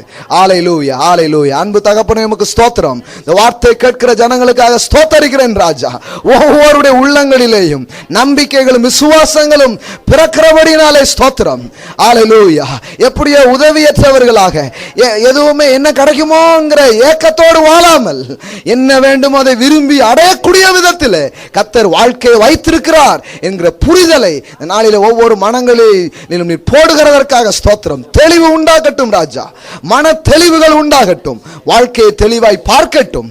ஹல்லேலூயா. நீர் வைத்திருக்கிற சிறந்ததை பெற்று அனுபவிப்பார்களாக என்று சொல்லி ஆசீர்வதிக்கிறோம் இயேசுவின் நாமத்தில் பிதாவே. Amen, amen. Praise God. Hallelujah. Amen. எத்தனை பேருக்கு தெரியுது? தெளிவா இருக்குதா? பார்க்க முடியும் பாருங்க. இன்னும் லைட் அடிக்கிட்டே இருக்கும். வார்த்தை கேட்க கேட்க என்ன ஆகும்? பைபிள்ல போட்டுருக்கு, நீதிமானின் பாதை நடுப்பகல் வரைக்கும் அதிகமாய் பிரகாசிக்கிற ஒரு டே ஆரம்பிக்கும் போது அப்படியே கொஞ்சம் மங்கலாக தெரிஞ்ச மாதிரி இருக்கும். அப்புறம் சூரியன் வர வர வர அப்படியே பிரைட் ஆகிடும். உங்கள் வாழ்க்கையும் அப்படி பிரைட் ஆகிடும்னு சொல்லுது. ஹல்லேலூயா. எல்லாம் சொல்லுங்க, பிரைட்டாக இருக்கும். உலக மனுஷன்லாம் சொல்கிறான் ஒளிமயமான எதிர்காலம் என் உள்ளத்தில் தெரிகிறது அப்படிங்க. நம்ம ஆட்கள் தான் ஒன்றுமே தெரிய மாட்டேங்குது பிரதர் அப்படிங்காங்க. அப்புறம் யார் ஜெயிப்பா? சொல்லணும், வார்த்தையை வச்சு சொல்லணும். என் வாழ்க்கை இப்படி இருக்கும், என் குடும்பம் இப்படி இருக்கும், என் பிரயாசம் இப்படி இருக்கும், என்னுடைய பிள்ளைகள் இப்படி இருப்பார்கள், வியாபாரம் இப்படி இருக்கும்னு கர்த்தர் சொல்லியிருக்கிறார். அவர் சொன்ன மாதிரியே இருக்கும். ஹல்லேலூயா. Praise God.